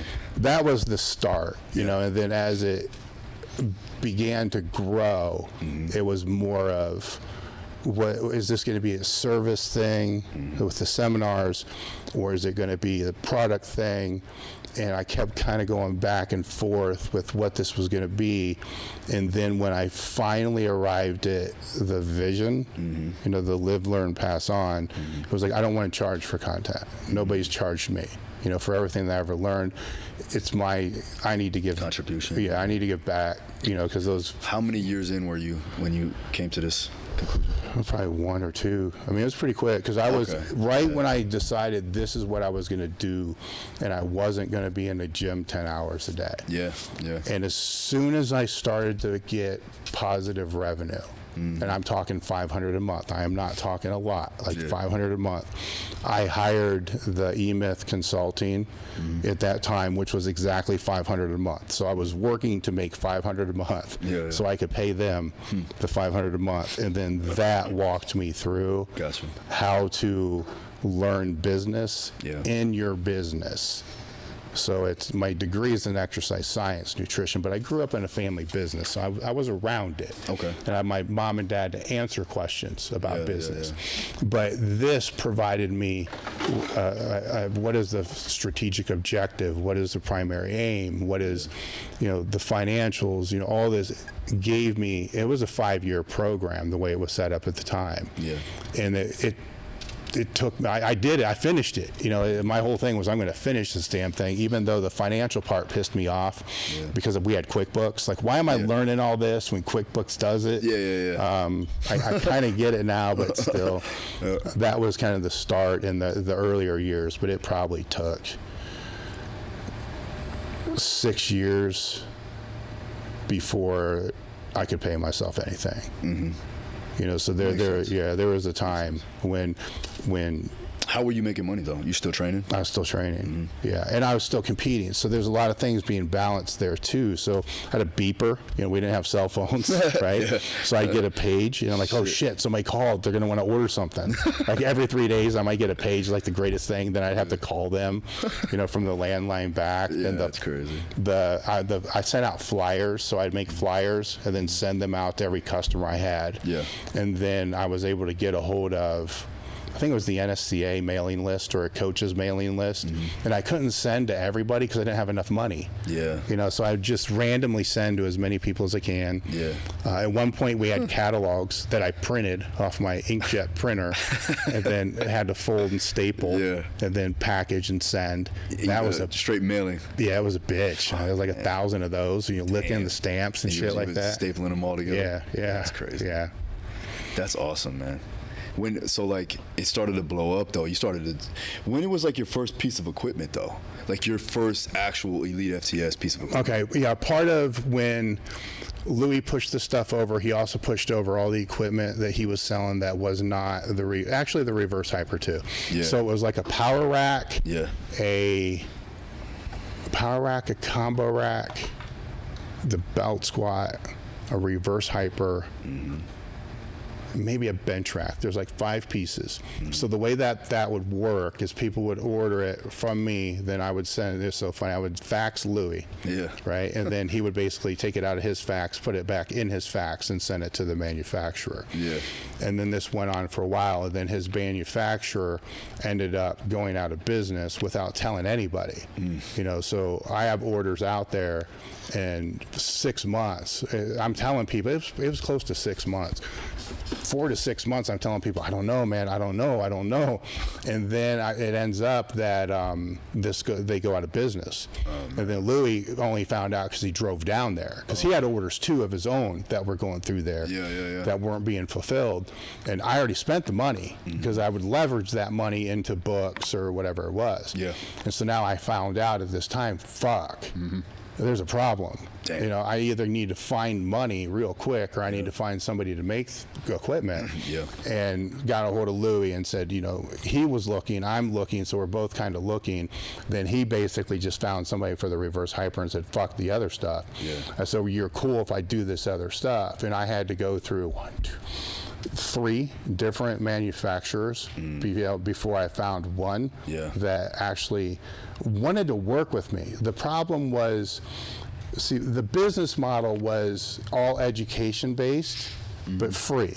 And then I was going to use the profit from the products to pay for the education. Yeah. The editing staff, all that. That was the model from the very beginning. Gotcha. No equipment manufacturer at the time wanted to deal with anybody online. Nobody, except the couple of rejects that I found that were, it was a nightmare.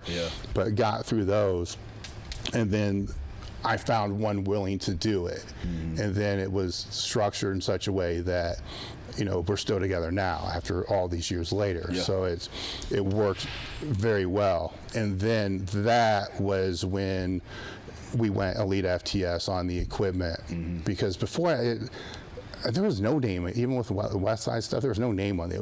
It wasn't a thing back then. You just sold the equipment. Nobody ever thought to put a name on it, right? Don't stamp it. Yeah, and it wasn't until I started working with the company down there that we started to brainstorm a little bit more. And it's like, schools need to brand their school.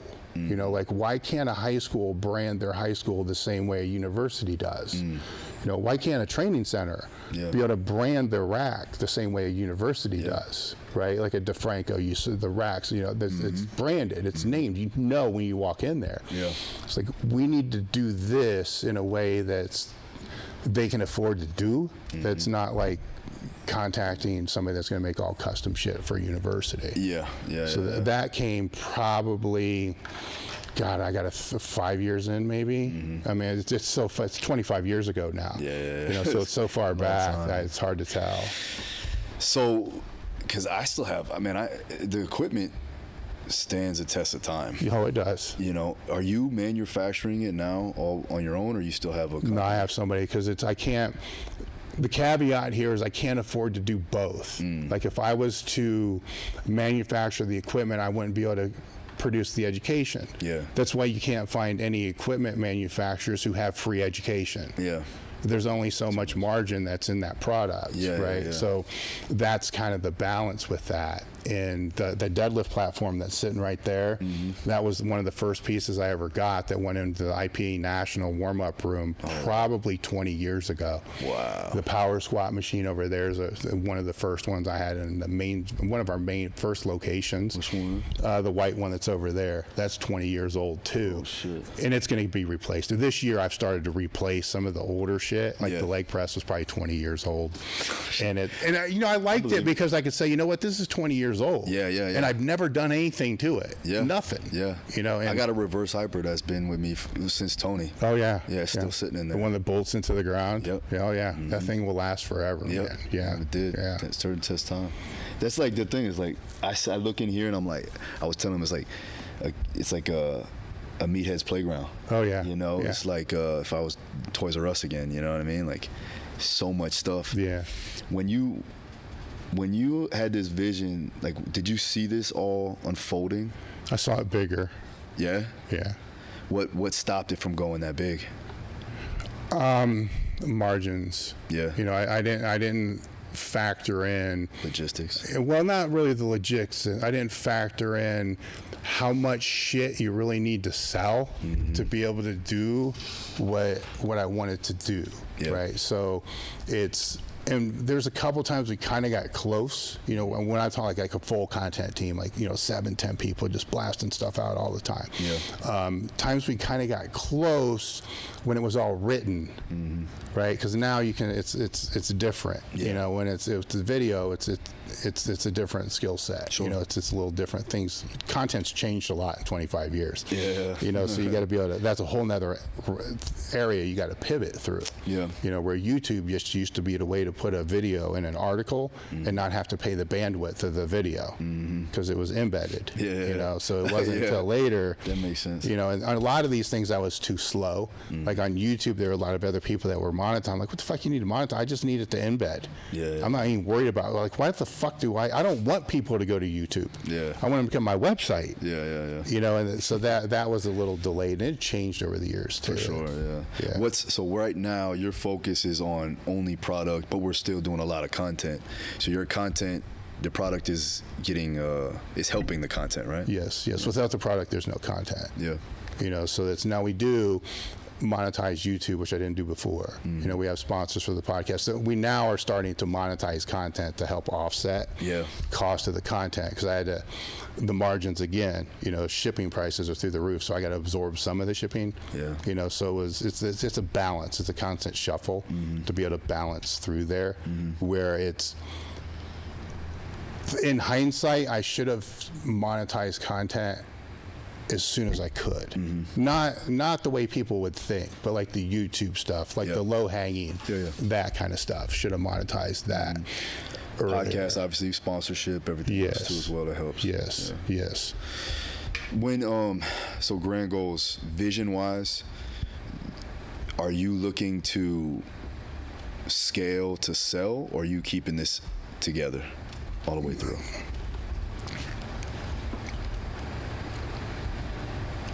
That changes. Like, obviously, the simple answer is I'm always building to sell, right? Because that's the one metric I watch since I learned business. What is the company worth? What is its valuation?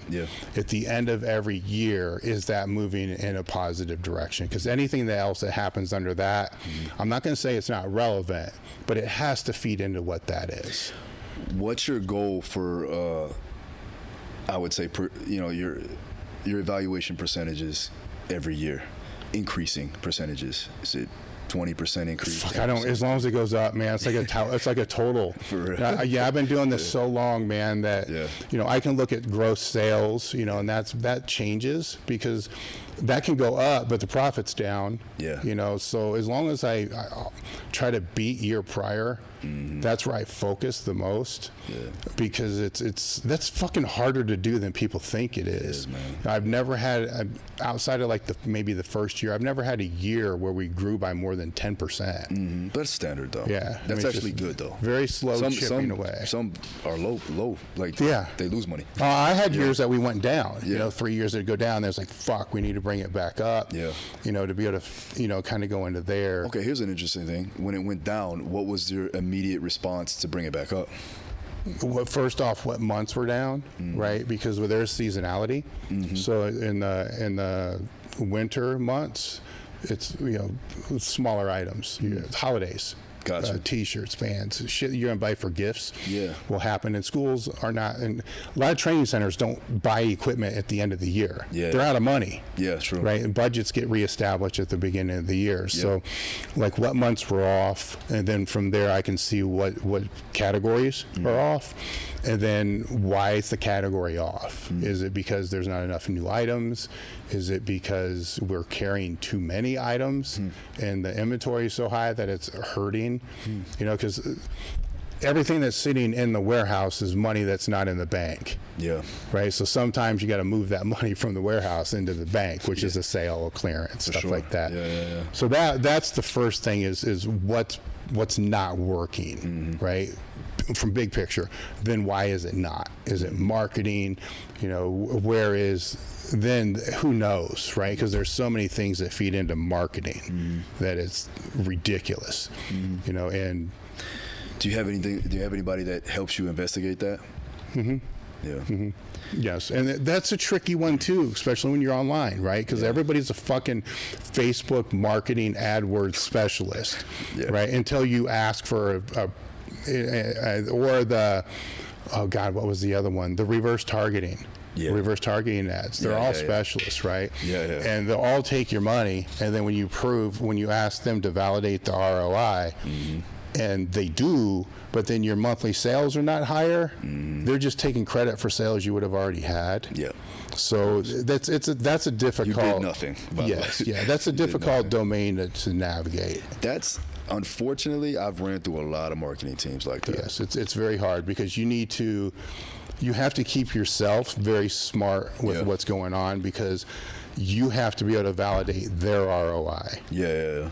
Because they're always going to be positive. Well, that was the thing I was talking about, is like being competent in all these different things. Yeah. It's like, I know marketing, sales, making sure that we have customer service on point, making sure that management is there, the operating services, making sure you have a standard SOP and everything is on point daily. If you are not in it, or you haven't done it, or you just aren't competent in it, things can get pulled over your head. Daily. I mean, I would love to get to a point where I don't have to worry about these things daily. Daily sales matter for us. It matters. It matters a lot, because that can be, the website went down. Like, okay, and I get notifications, but sometimes you don't.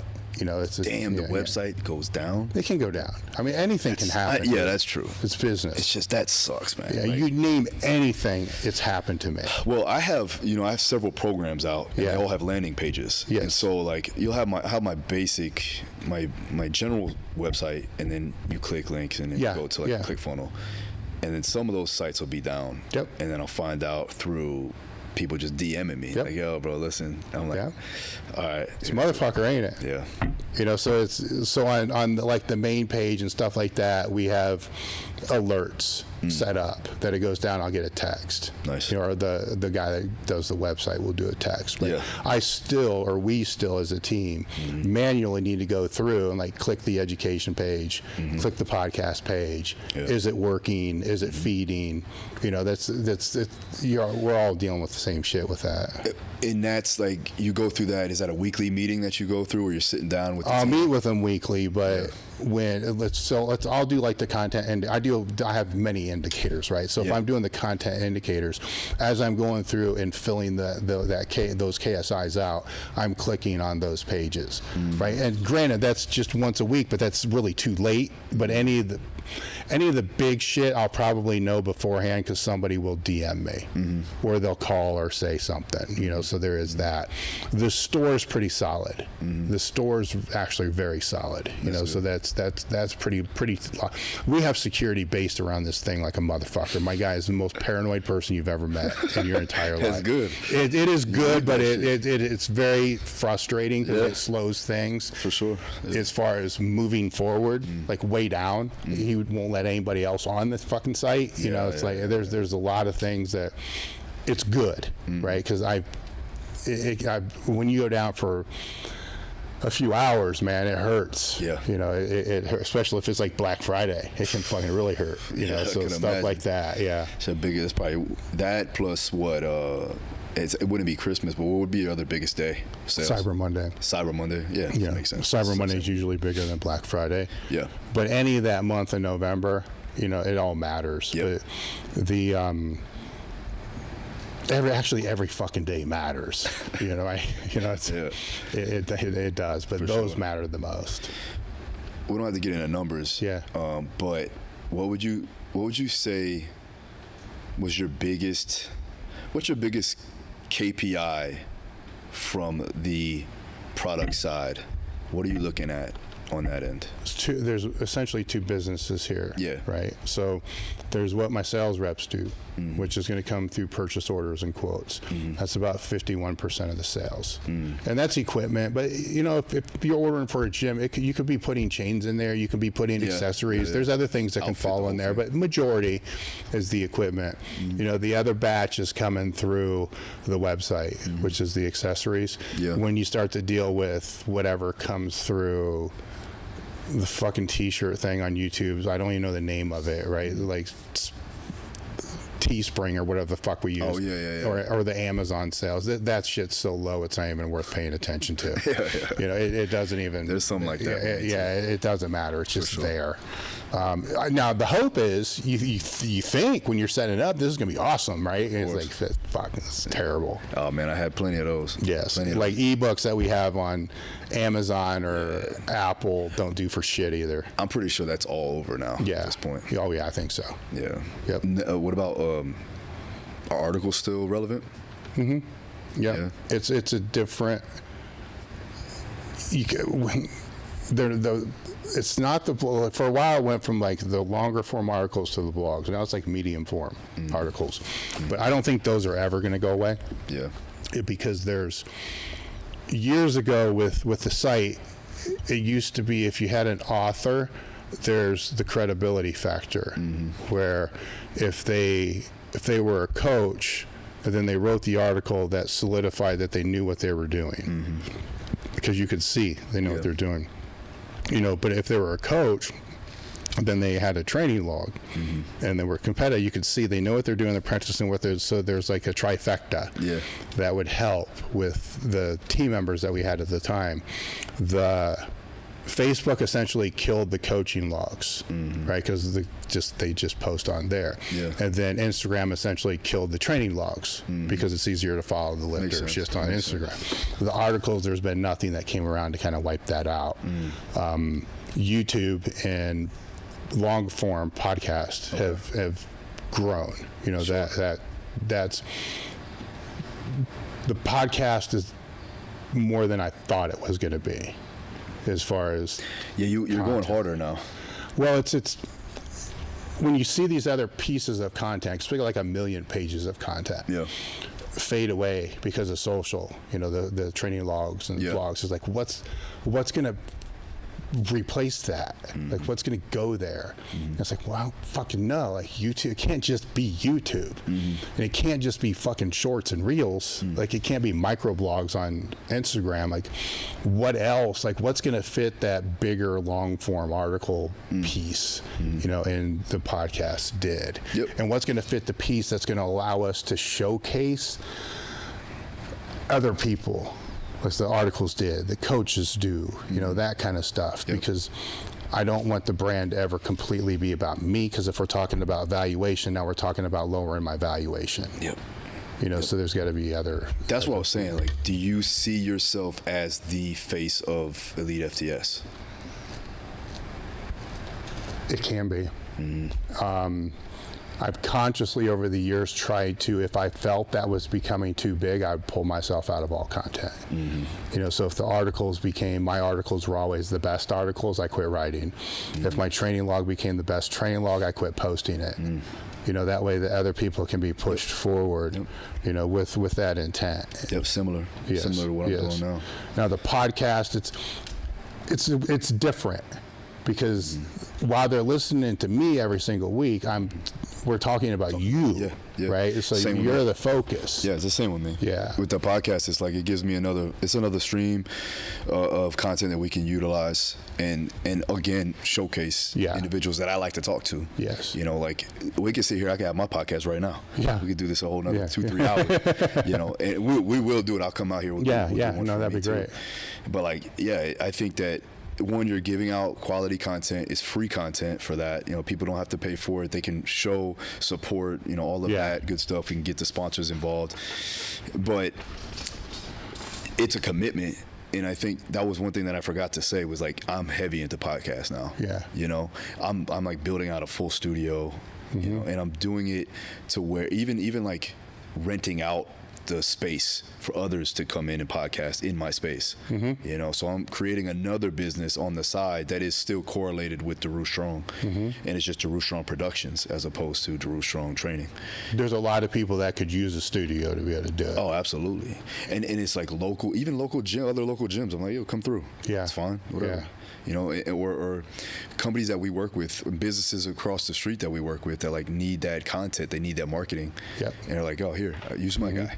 Might as well. We have everything here. You just pay for the, you know, the studio space, pay for the time, and we're good. And we can all help each other, and that's cross promoting. Yep. So now, you know, we get support from local businesses. That's the biggest thing now. It's like I've been able to like get myself world renowned, like known worldwide in a sense.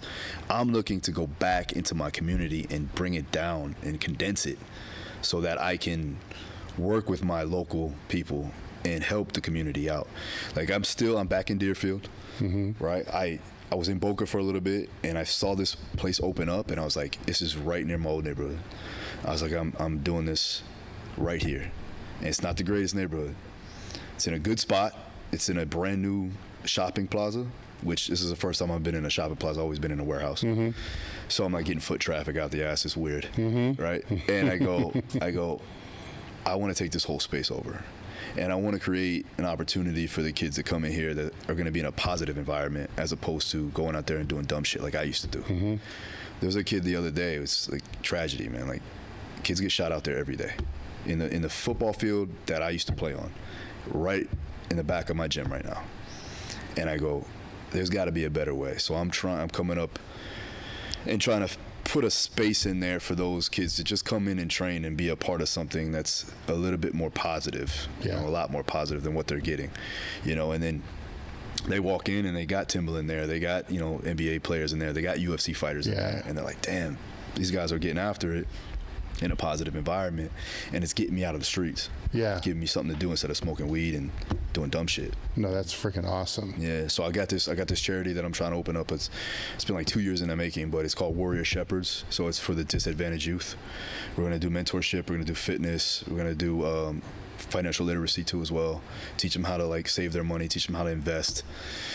Teach them how to monetize all their assets, and also content creation. Like, these kids want to do it, fine, let's teach them the right way. Let's teach them how to do things that are going to be beneficial and give high value as opposed to just dumb stuff. Yeah. Because, I mean, entertainment is good. It kind of distracts you, but there's no higher value than at least giving some information out there. And you know this. Well, they're going to do it anyhow. They're going to do it. Yeah. It's going to happen. It happens organically in a lot of ways too as well. Like for me, I like the term infotainment.